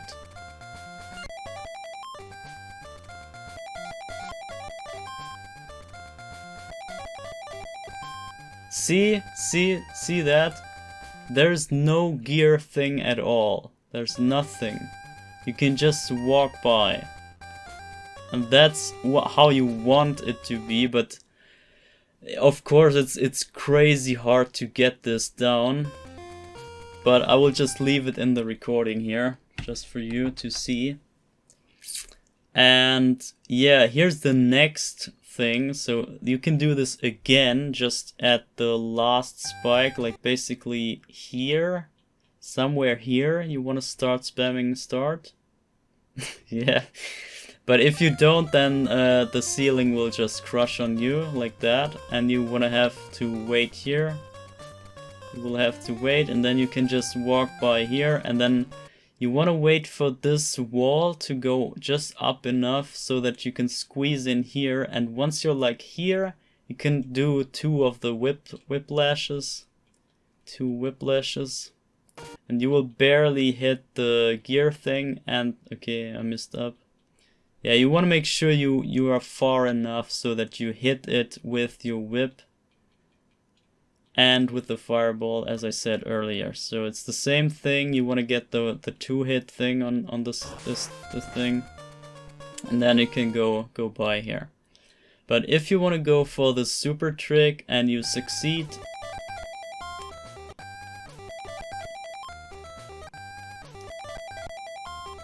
it will look like that. And you can just walk by all that shizzle here. There's nothing in your way. You can just walk by. And that's obviously the best you can do, and so we will leave that in the recording. And then you want to jump up here, and we want to save here. So now we're off to the vertical part. This is very tricky. I mean, it looks very easy, but it's not. And it's basically like it has its own rules, because the screen updates everything downwards, so it also updates you downwards, but you can counteract that by pressing upward, obviously. But the thing is, you will climb a little bit faster than the upload, the update of the screen. Which means if you are in a position that you want to hold, you can climb a little bit slower than you would, and you would still like stay in that position. And it's hard to explain, but basically the best you can do is to stay in that same position.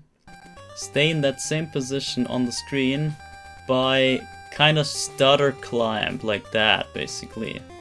You see, we're not like relatively to the screen, we are not moving. We're just in the same spot the whole time, you see? We're not going up or down.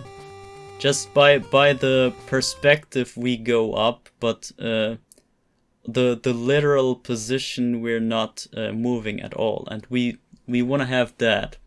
We want to have that.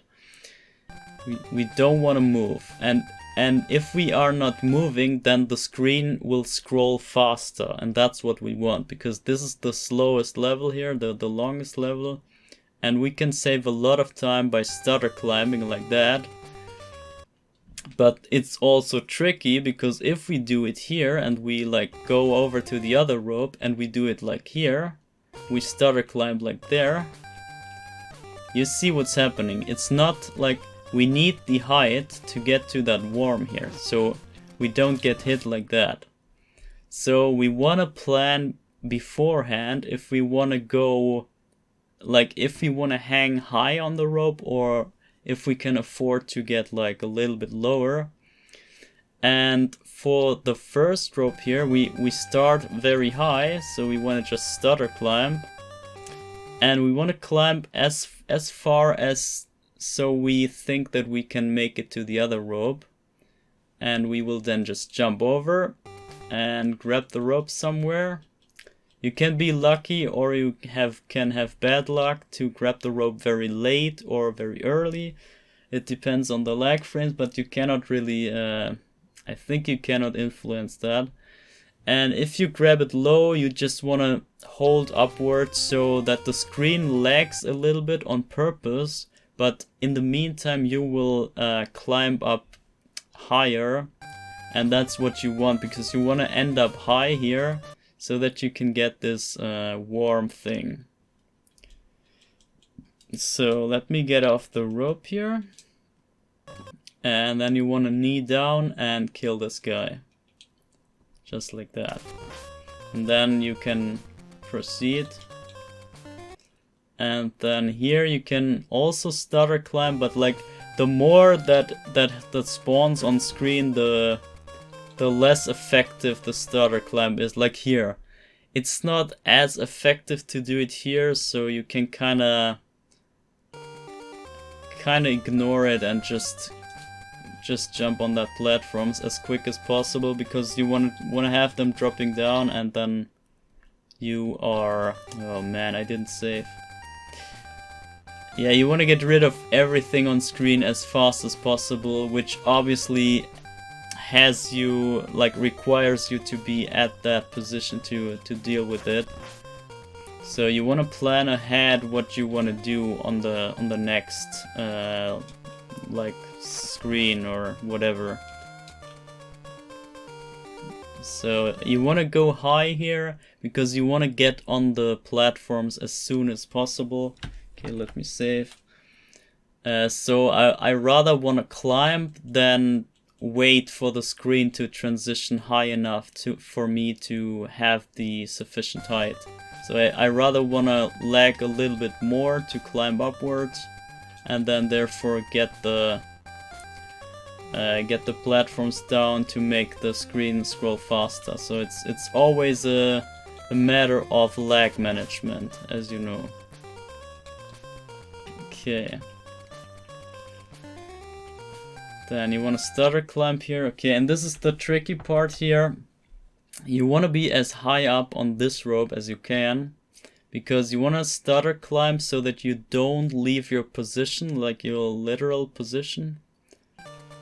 And you want to climb just as high as this little, you see the little wall on the left.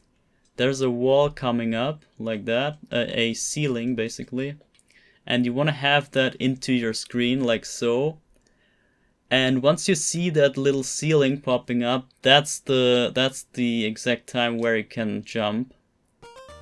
And you will, it's not even really close, like you can do way closer jumps, but that's when you can make sure that you're, like you can even jump like before. I think this should work. No, it doesn't. But yeah, just when you see the ceiling coming up there, you can jump off, and that's basically safe. And then here, like you could just stutter climb, but there will be worms coming up in the next level here, next yeah, ground level, I don't know. So you want to climb up to have the literal height.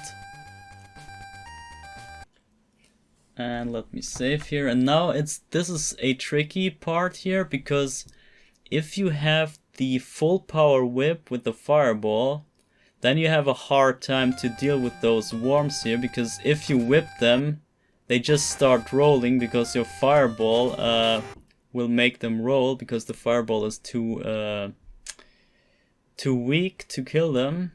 And you don't want to have them roll, because like it's not only laggy, but it's also pretty dangerous, like for you to get hit and lose another power up. So what you want to do here is you want to go up the stair and jump up and delay your whip like as late as you can, so that you just hit the worm with just the whip strike and not with the fireball. See? And that's how they die. And then if you get the first one down, you can just jump up the stair and then kill the next one with a regular whip, and then proceed with the screen. And then stutter climb whenever you want to stay at the literal position or lateral position, I don't know how to pronounce. And press upward whenever you want to actually climb upward in the like relatively upward. But yeah, you can basically just copy what I'm doing here. As I said, this is already planned out, all of that. So I know what I'm doing here. And it might not be maxed out, but it's a pretty good, pretty decent way of doing it already. So you can shamelessly copy all of what I'm doing. Okay, so we want to get off here. And we want to jump at those platforms as soon as we can, so that we end up as high as possible in the like relative position, you know what I mean? And it's pretty straightforward what to do in those sections. It's just the way how you do it is kind of different. And yeah, once you did this a couple times, you will have all of that memorized, and it's not a big deal. Also, by the way, hanging on a rope and not moving at all is the least laggy movement. So this is actually the best that you can do. So we want to hang on this position where the three platforms, the three falling platforms come up. But you only want to wait until you see like the ground of the next floor coming up. Should be this one, yeah. And once you see that, you can jump off, I think, and then jump up the stairs here. And you will make it in time. If you do wait too long here, this is really dangerous. So let's say we want to wait too long. Like this, let's say you waited for too long, and then you remember, oh shit, I should go, and then you go. You can still make it, that's no problem, but now see what's happening. Since the platforms were on screen for too long, you will despawn, or the next three platforms, which would be here, will not spawn. So it's really not worth to wait, because you will just end your run when you wait for too long. It's hard. It's really crazy. So you want to jump as soon as you can, basically, and then you see the next three platforms will show up like that, and you can make it to the other side again. So that's how you deal with that. Okay, so just wait for the other ground floor here to show up, and then you can just make it over, and then stutter climb until you reach the right height, and then make it over to this one. And then here you can actually wait, because here it doesn't matter if you wait for too long. You can just wait a little longer and then make it over here and make it up here. Or actually it does matter. I mean, you can just always just wait until you see you can proceed and can go on. Don't wait any longer, because you want to have the relative position here to be very high, so that you don't have to, like, if you have the screen like this, then you have to climb up a lot of, like, you wanna, yeah, you see, you have to catch up to the relative position to get this height again. But if you just do it earlier, like so, then you can just get up and then just stutter climb, and the screen itself will lift you up. So you will save time by doing it a little later. No, earlier. You want to do it earlier, so that you can stutter climb and not move at all on the other rope. So just do it as soon as you can here. But I want a clean run. I want a clean run for the recording. So just like that. climb up here, and I want you to climb up maybe, I don't know how high. I think it's up to you, but there's a sweet spot somewhere here where you can jump and you grab the rope at a really high height. But I don't know exactly where this is. This is promising, but I'm not sure. Like, you can be lucky, but you can... Yeah, that was the bad one. That was the really bad one. Yeah, I don't know where it is, but it doesn't really matter. Okay, that I don't want to have such a bad one. Okay, let me just jump over. Maybe it's the... No. Yeah, it's kind of a experience thing. You will know what I mean once you're at that level. And yeah, you want to climb up here while the screen is already not moving anymore, because that way you can climb up faster, because the screen is not updating to downwards. And so you kind of want to maximize that last climb here. But yeah, it's hard to tell if it really makes a difference in the end.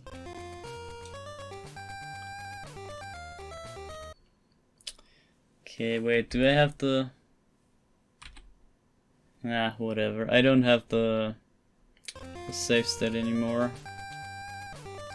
Whatever, let's go with that. And you see, we didn't whip the third candle of the level, and so we saved up the backup crystal here. So if we didn't whip the candle, which we did, then this candle will show up and this will contain a crystal ball. So if you got hit by any worm or anything, or if you ended up having just one power up the whole time, then you could just back up here and get this other crystal and just be up to the max power again. So just keep that in mind. Don't whip the last candle, the third candle of the level. And yeah, here you just want to jump down all of those steps, because yeah, you know, the acceleration. And here you can try to go for the drop down glitch, but I think it doesn't really matter if you do it or not. It should almost be the same speed. So yeah, just jump and drop, and here you can do the drop down, but sometimes it's hard to get. And yeah, just get rid of those worms and jump down here, drop down here, and just get rid of everything that's in your way. It's pretty straightforward here. Once you reach this rope, this is another special case. You want to climb up, I think, a little bit. I'm not sure. Let me try to not climb. Yeah, you want to climb up this rope a little bit, like this, and then jump off, and then walk a little bit on the platform, like spend a little bit time on the platform, and then jump up and immediately whip. And you will barely hit the worm with your whip, and not with the fireball. And here you want to jump down like this, and you want to whip just so that you hit the fireball into that candle behind the wall. So just so, and then you want to turn around and crouch kill that other worm here. And you see we messed up, because now we have another worm on top here, this one, and we don't want to have him respawn. So this was the bad way of doing it. So let me get back here. Okay, let's save here. We want to jump just so that we barely make it over that edge there. Like this. And if we turn around here and then kill that thing, we don't have the other worm to spawn. But if we jump too far and then we go back, you see the worm is coming. And yeah, so be aware of that. We messed up here, so see, I just spawned him again, and we don't want to have that. We want to have it like this. And then you can like duck down to get this drop down here. Yeah, that's actually a glitch here to get back up here again. But you want to have this drop down to also maximize your dropping speed or your like progression. I should have saved the perfect one. Okay, whatever, we can keep that. Okay, so let's do this. So here you just want to climb up to about this height and then jump over to the next rope. And it really depends on the lag pattern if you get a good rope jump here or a bad one. You cannot really influence that, you just have to be lucky. Nah, that was really bad. And you will get a feeling for good rope jumps and for bad ones. But it basically doesn't matter too much. And then you want to jump up here, and once you're on that rope you want to whip to get rid of that that worm thing. Okay, let me do it again. Yeah, that's so bad. You don't want to have that. You want to climb up like this and then see how deep I dropped. You don't want to have that. But there's no way to really influence it. So once you're here, let me save, and you want to jump and whip so that the fireball gets this upcoming worm. But you also want to not end up in the pit like this, you want to end up on this stepstone here. So you jump and maybe I messed up my save state. And then you can jump on the whip and get on and off at almost the same time. So, and once you're here, if you didn't do the whip shot and didn't shot the worm, then you would have to kill it like here. Yeah, like when you come up here, you want to kill the worm if you forgot it. And if you do so, then he will burn, and like the flames will disappear just when you reach this edge, and then the lag will change a lot, so it will trip up your jump here and you are likely to fall down this edge. So be aware of the lag change in that moment. So it's really crucial to know about that. Then you want to do that jumps here, and I think there's actually a super strat that you want to jump earlier here so that you hit the rope later, so you fall down on the rope actually.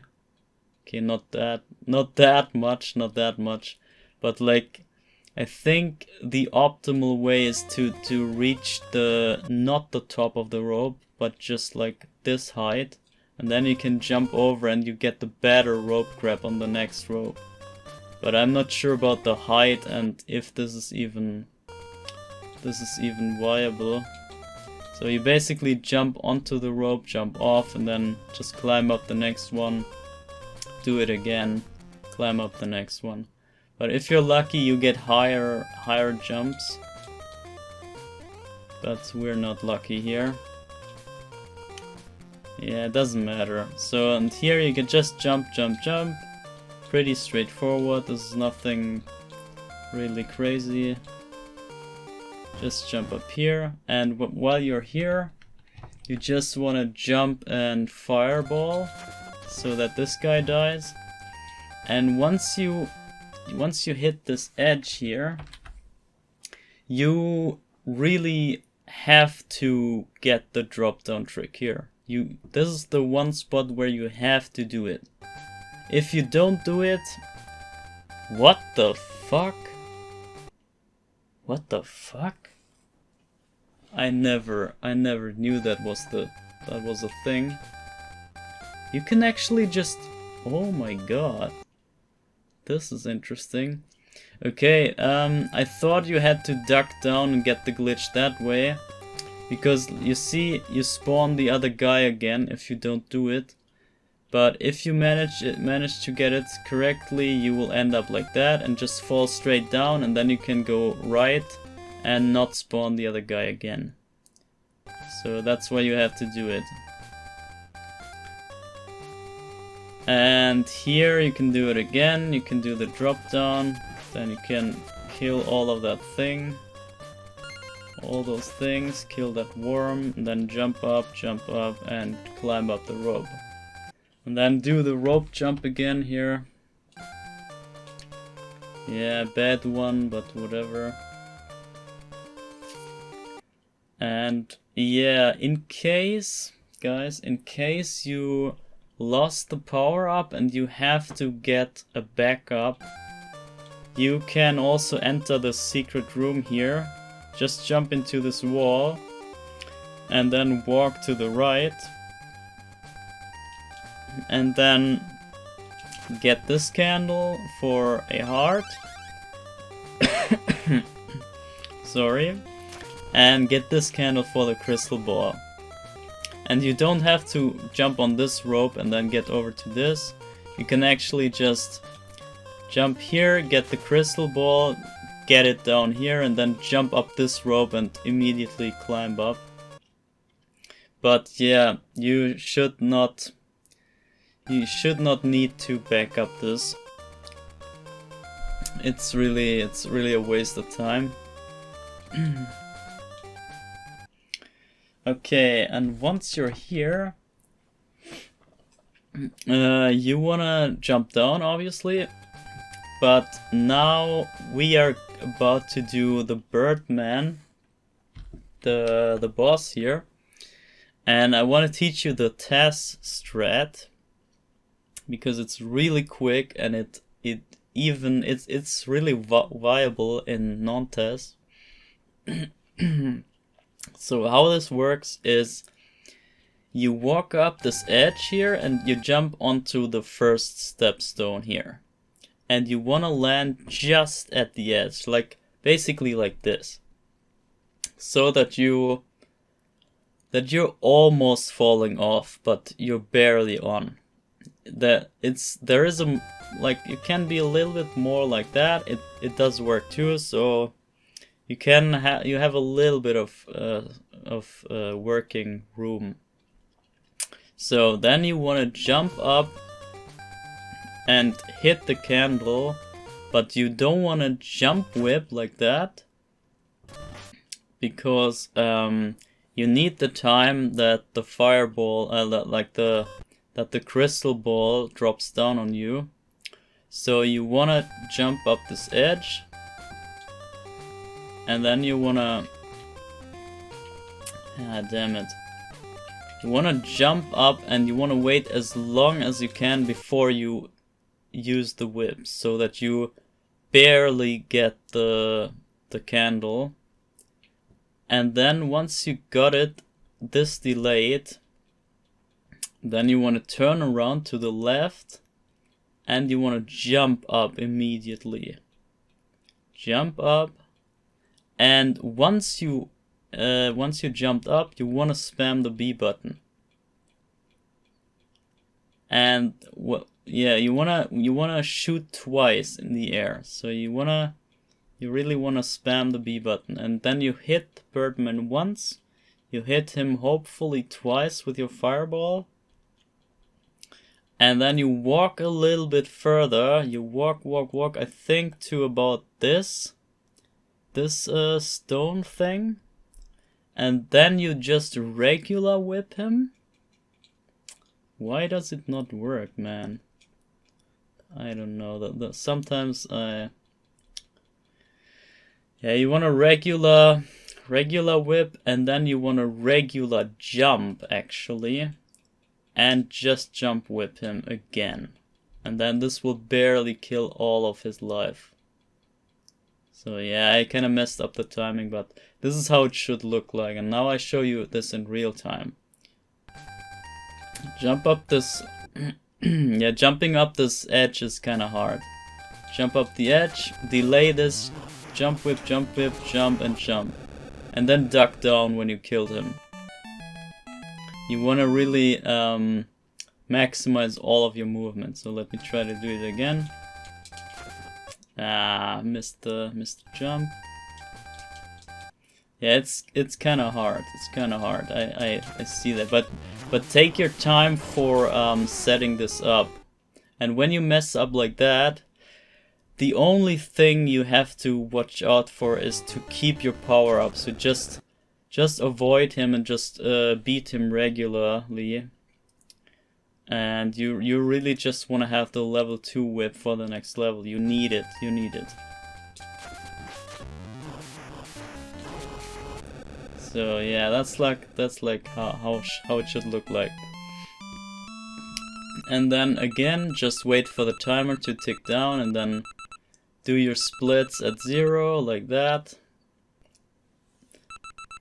Okay, we get the 3k bonus points, and now we're at level 4. And we're already done, like almost done with the run. And level 4, the beginning is pretty easy. You just wanna all of those candles you want to deal with just jumping and whipping them, so that you always hit 2 at once, and you just collect what comes out of them, which is mostly just coins. So you just jump whip, and you can also count the candles, because there are 8 candles before you have to pay attention. So 1, 2, 3, 4, 5, 6, 7, 8 now. And see, at the 7th candle you can already expect the knights to come out. So be aware that they will spawn somewhere randomly, and you want to deal with them and not accidentally jump into them. Just be aware that they could pop out of the background here. And just kill them in one hit. And yeah, just don't lose your power up. You really need your power up here.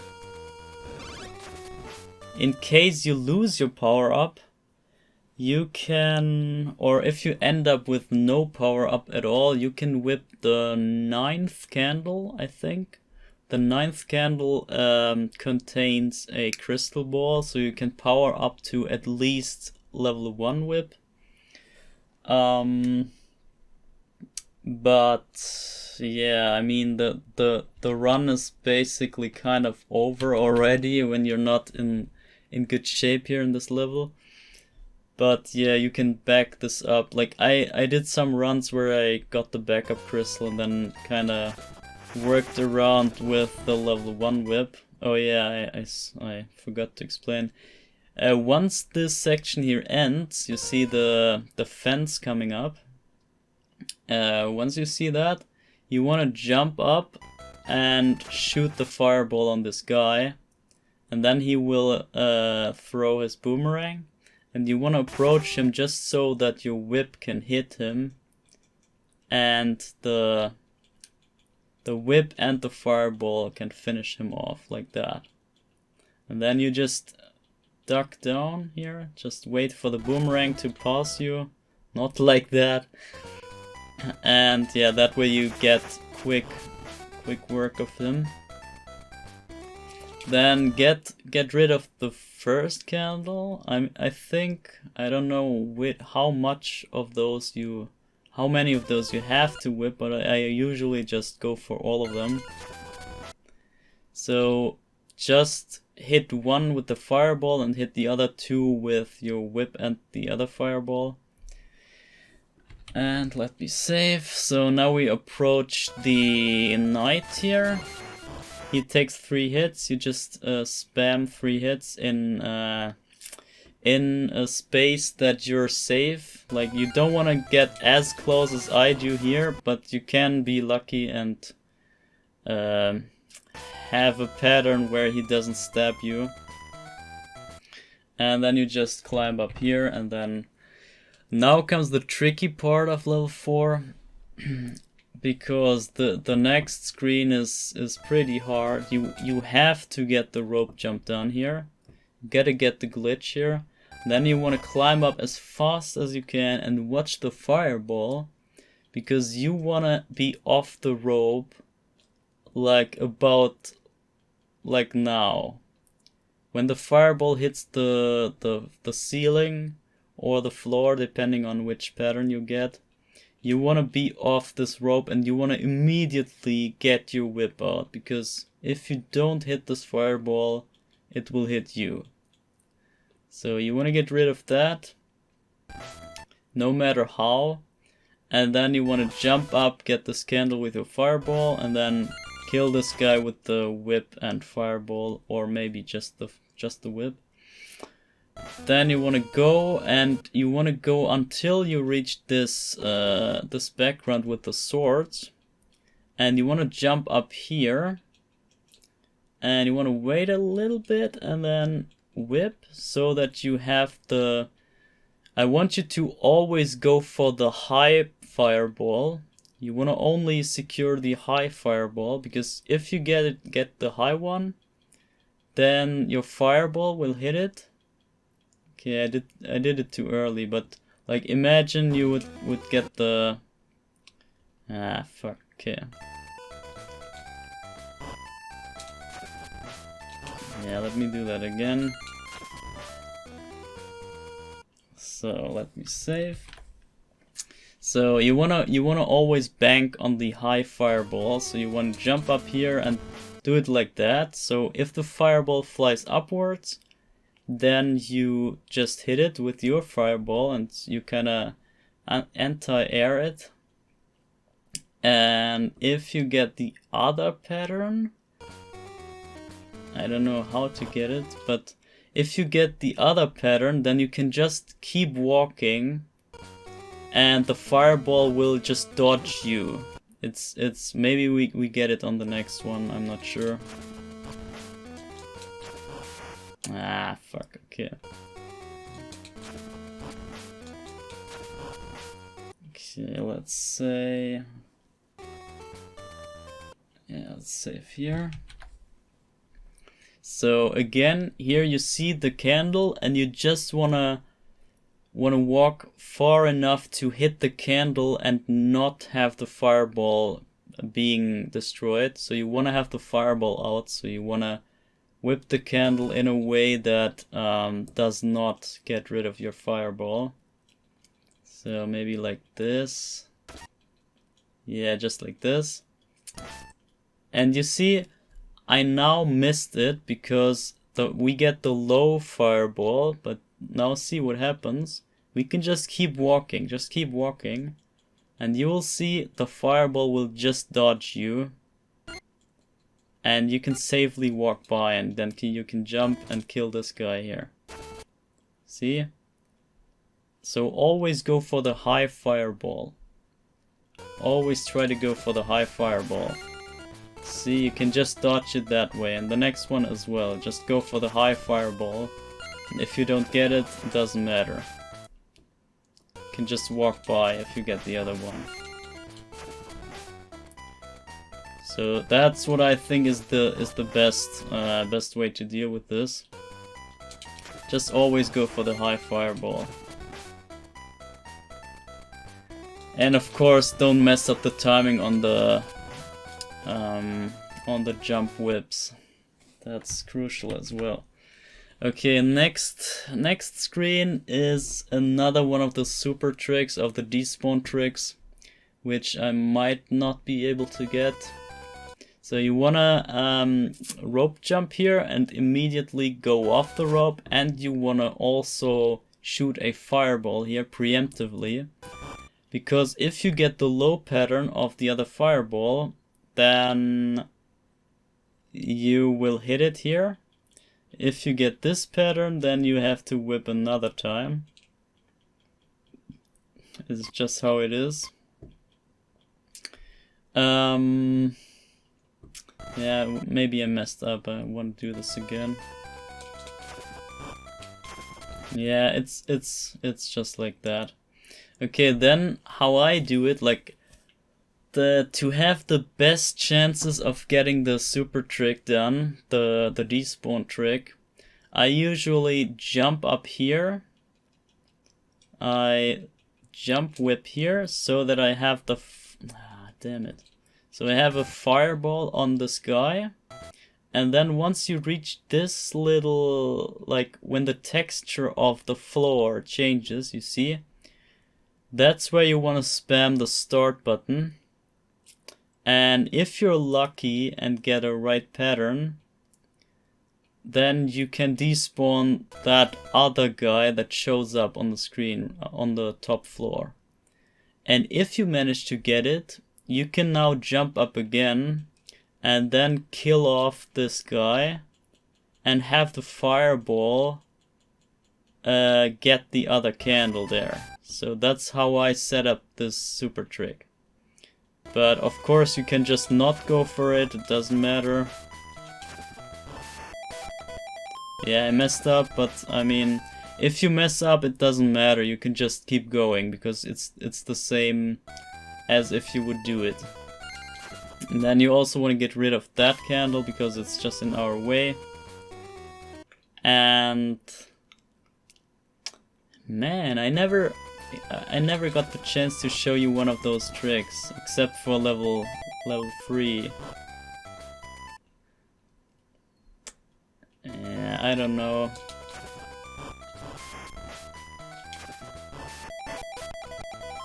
Damn, it's so annoying to like show this off.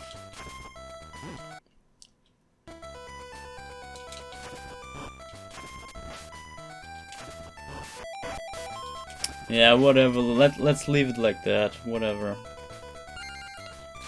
You just want to get rid of this candle here, and then you want to just go to the very top of this rope and then jump off immediately and walk really far here, and at like this height you want to jump off because otherwise you don't really make this jump. And then you want to damn it. So jump, walk, jump, and jump up here.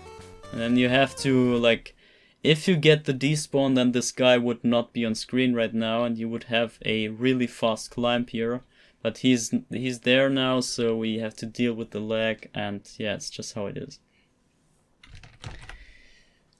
Okay, so the next screen, we want to rope jump again, and I think you actually have to get at least a bad rope jump here, because otherwise I think you cannot make the cycle, and you really have to make the first cycle here. So you jump onto that platform, and you actually wait. You do not walk. You do not walk here. You just wait where you are. So let me do this again. Jump up, jump on the platform, wait.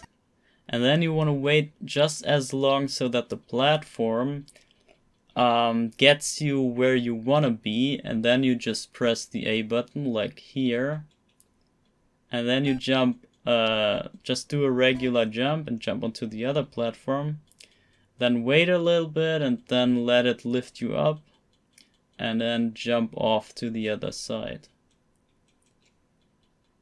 Ah, fuck, I didn't accelerate before I jumped.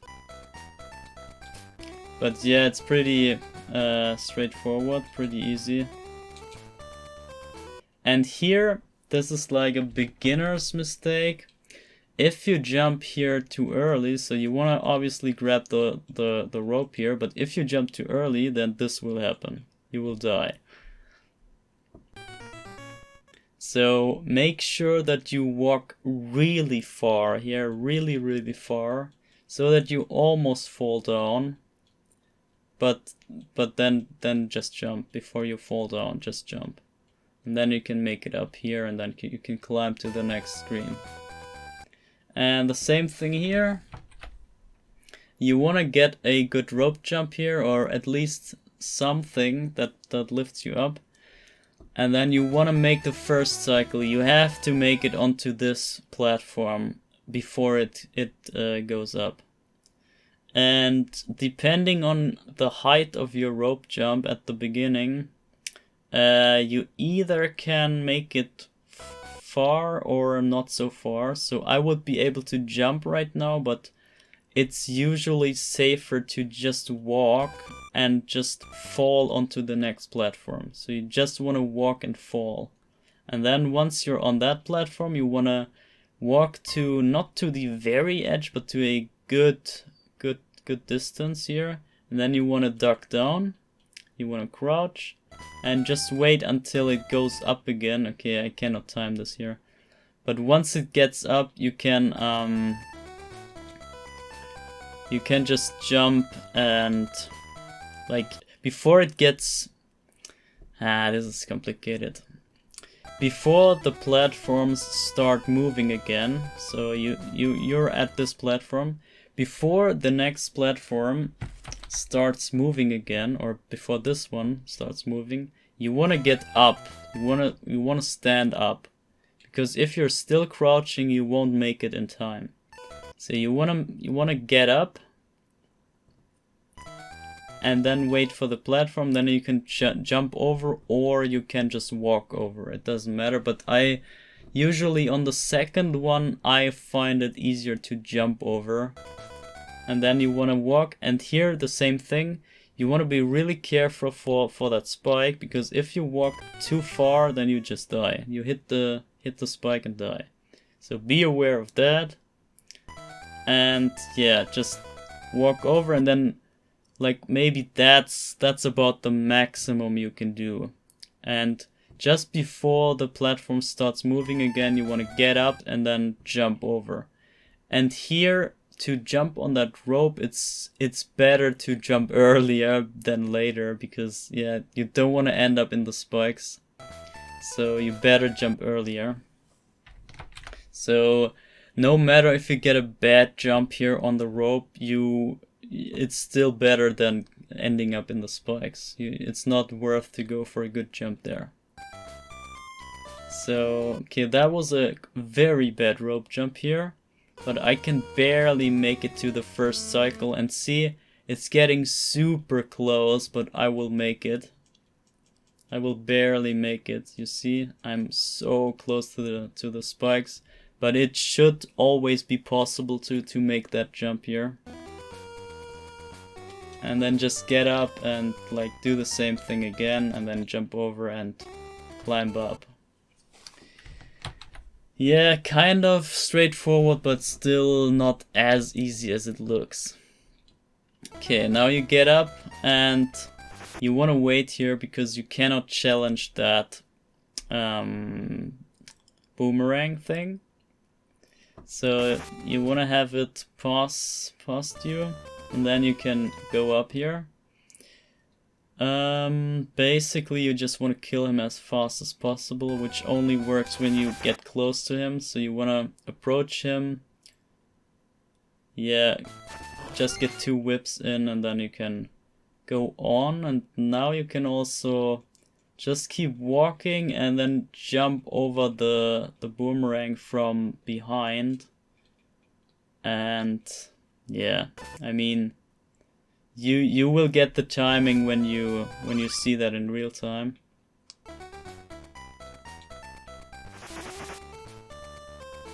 Yeah, just make sure that your head is below that edge.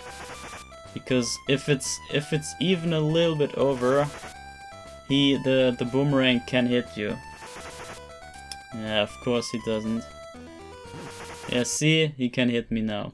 So you want to have your head below that edge there. Just like so. Okay, I messed up. It's not as easy as I make it look like, but yeah. It's doable. Yeah, see, you can easily do that.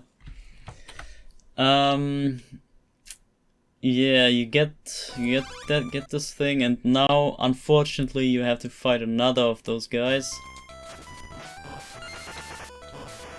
I can't kill him in 2 hits, I think. Yeah, see? Okay. Just kill those guys and proceed. And then the next screen, rope jump, and you want to wait here. You can either crouch or just stand, it doesn't really matter, but you just want to wait for that fireball. It's kind of slow, but I mean it's safe, and you want to be safe in that part of the run. You will appreciate every safe move. So and then just do it like that, and then proceed to the next screen. Rope jump, jump over this, then just jump, falling jump, and kill him with 2 strikes. Okay, I missed. I mean, from that point on, it's kinda getting repetitive because the strategies just repeat basically.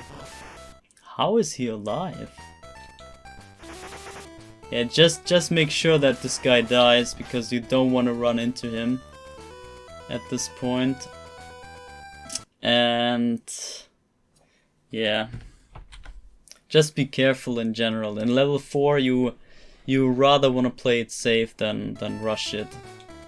Okay, and here it's technically better to stay at that rope before you want to jump over, but as I said, you want to play it safe, so I would recommend you to go off the rope and just approach this spike thing, and that way you can jump at it while it goes under you. So I think that is way safer than having to deal with the hitbox of the spike.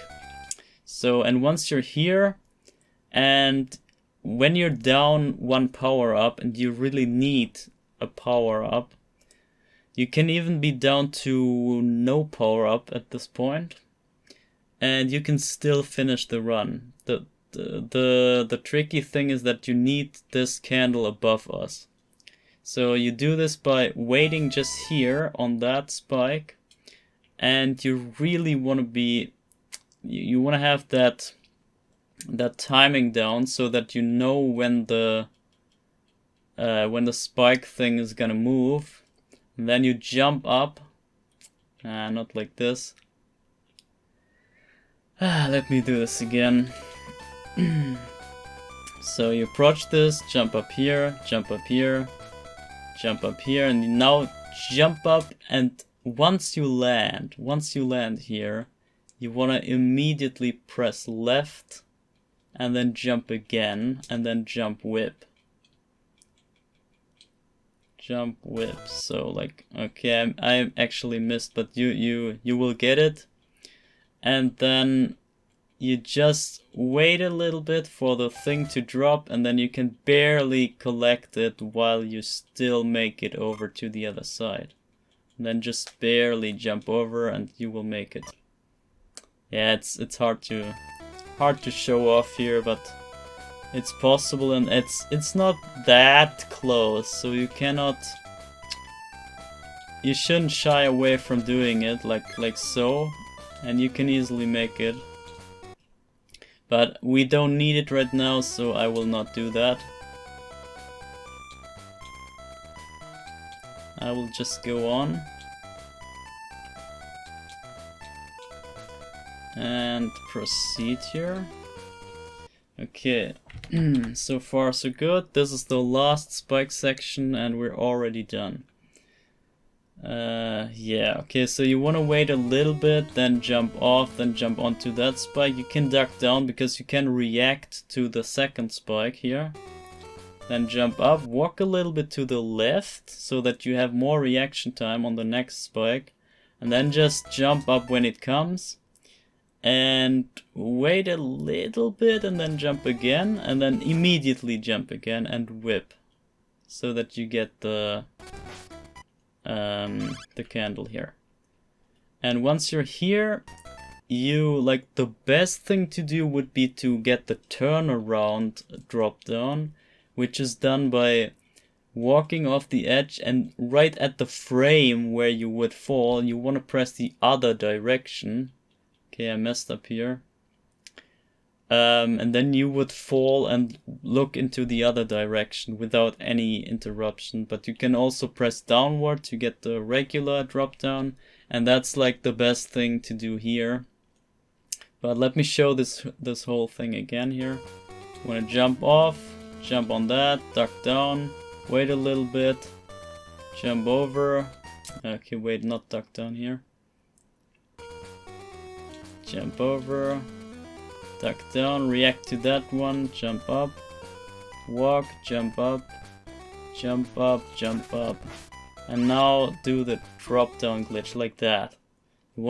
You do not want to grab the rope, you want to fall off here. And then you can just grab the rope and proceed.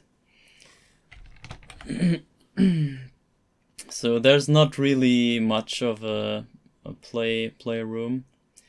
So here you wanna walk a little bit onto that spike here. Then you wanna, just wait a little bit. Just wait for a little bit.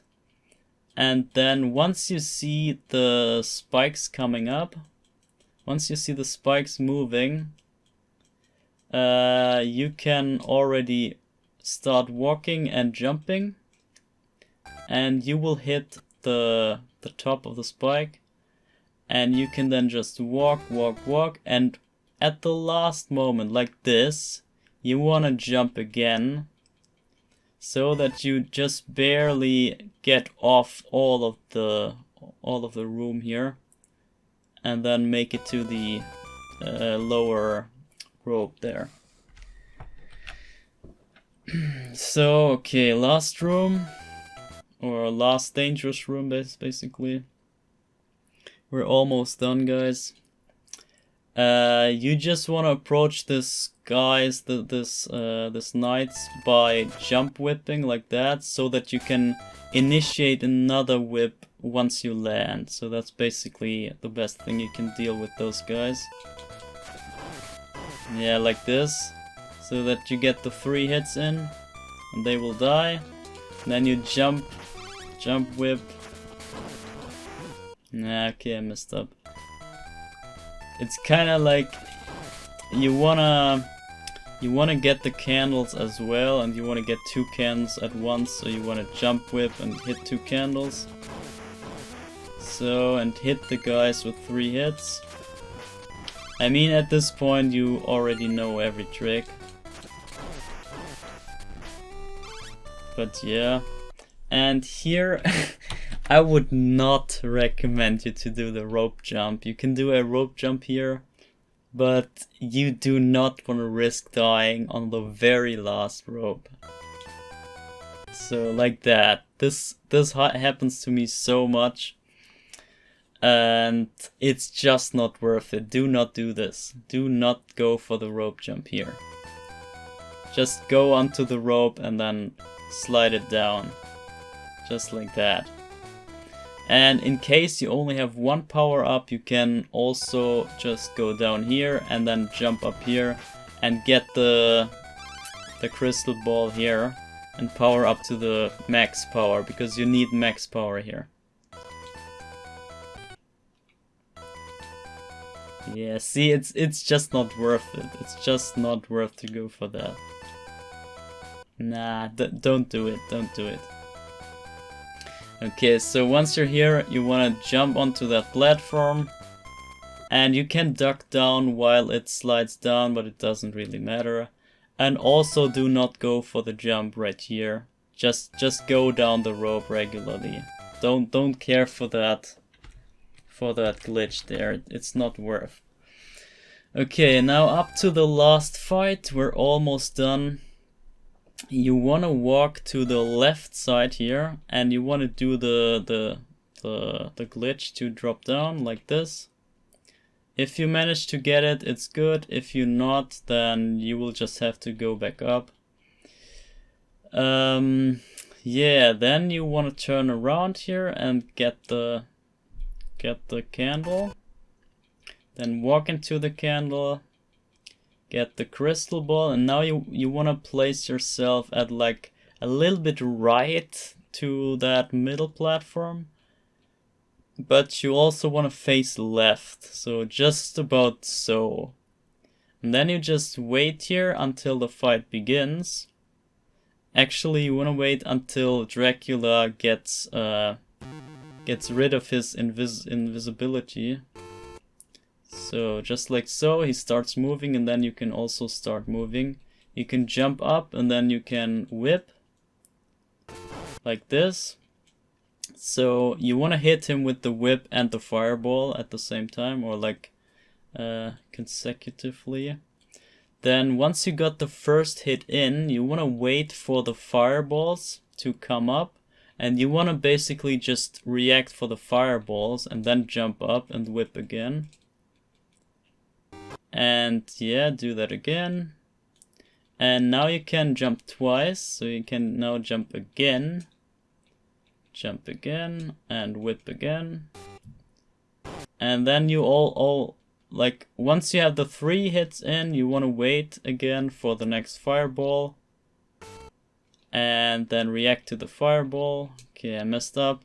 But basically you want to do that again, twice again. And it should, yeah, like if you mess up it would look like that.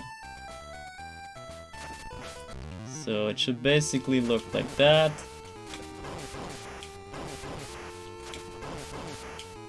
So now he's down, and once you, like that should be really easy. It's just jumping and whipping in a specific pattern, nothing else.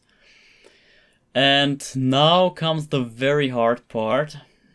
You wanna turn to the right. Once you get the last hit on him, you want to immediately go up to this platform, and you want to walk like to the most edge that you have time for, like that, and you want to turn around like this. And once the firework, like the exploding animation is over, you want to be already in the air here. You want to jump up. You want to jump up and whip, so that your whip just ends into that space here when the firework ends, so that you get the first hit in on the next Dracula phase. But this is already hard. So you wanna have it look like that, basically, right? So you wanna just get the first hit in. You have to get the first hit in. This is so crucial. So now I missed it. If you do it too late, you die. Like, the run is over. You cannot recover from that. Like, yeah, maybe you can, but this will cost you several seconds. Like, really, it's really time consuming. So you want to get up and want to get the first hit in. You have to time this right. You have to get this hit. See, it's hard. It's even hard for me. So you got the first hit in, let's imagine that, and now you want to wait for Dracula to come over you, and this is the next tricky thing. You have to jump up and you have to hit him again. You have to get this. And that's not even it. Now you got 2 hits in, but guess what? You have to get another 2 hits in. So you want to jump up again when he comes back, and you want to hit him, get down, and do this just one more time. When he comes and goes, you want to jump again, like here. Come on. I missed him, yeah. See, it's crazy hard. But you need those 4 hits. You need those 4 hits. Ah, damn it. 1, 2, 3, 4. You need those 4 hits. So what comes now, that is the crazy part. That is the insanely risky part. You can actually just kill him regularly and just wait and do the other 3 hits like that, but that's the slow one. The faster one is when you got the 4 hits in, you can now jump to the rightmost platform, jump on that platform, walk to the very edge. I think this already is the edge. Then turn around, then crouch down and wait. And now this is the hardest of the moves. You wanna have your whip end on the frame where Dracula approaches you, like just on the frame of the maximum range. You wanna have your whip to end. So let me try to do it like that. No, that was too early. See, I didn't hit him. And you wanna spam whips. You wanna whip again, of course. And you wanna make it so that you can whip again. And he will like cancel your second whip. Okay, let me try to go for that. Ah, fuck. Okay, see. Let's wait a little longer. Like so, maybe. So you want to hit him at the last possible moment. Like so. And you already ready the next hit. The next whip. See? I'm already whipping again. So I hit him once. And I barely get the whip out for the next strike. And then he hits me. And now I can do another whip strike. And he will die from that. So that's the optimal way to deal with Dracula. And now do not forget to crouch down again, because this is still in the timing, and you want to maximize the timing so you can still get some frames out of that. So just crouch down until all of the explosions are done, and then stop the timer. Once you see all of the explosions fading, you can stop the timer, and that will be your time. Okay, so let me show this one more time in real time. Oh god, if I can manage it. Yeah, see, it's crazy hard. Ah, I messed up the last hit. And if you miss it, actually, like, which you will most of the times, you can just keep spamming hits. And then once he flies away and is out of reach, you just have to follow him and like finish him off like that. That's like the backup strat for that. There's no other way. But yeah. Okay, let me do this. And see, the last explosion is this one. Yeah, now that the castle is like crumbling. And this is basically the last frame of the run. So you're done now, and this is your run. Ah, damn it. Okay, whatever, let me do it one more time, just for the training. And that's it. So this is how you run Castlevania the Adventure.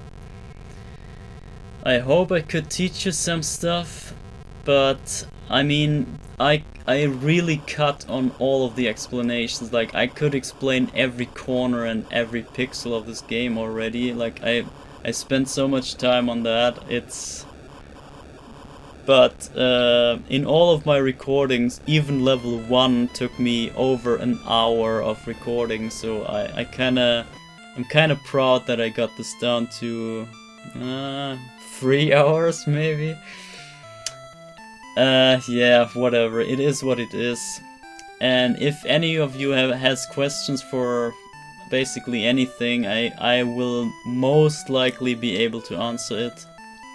So feel free to ask me stuff in the comments. And yeah, as I said, I will put the whole run here into into this video. So the run will start after the credits.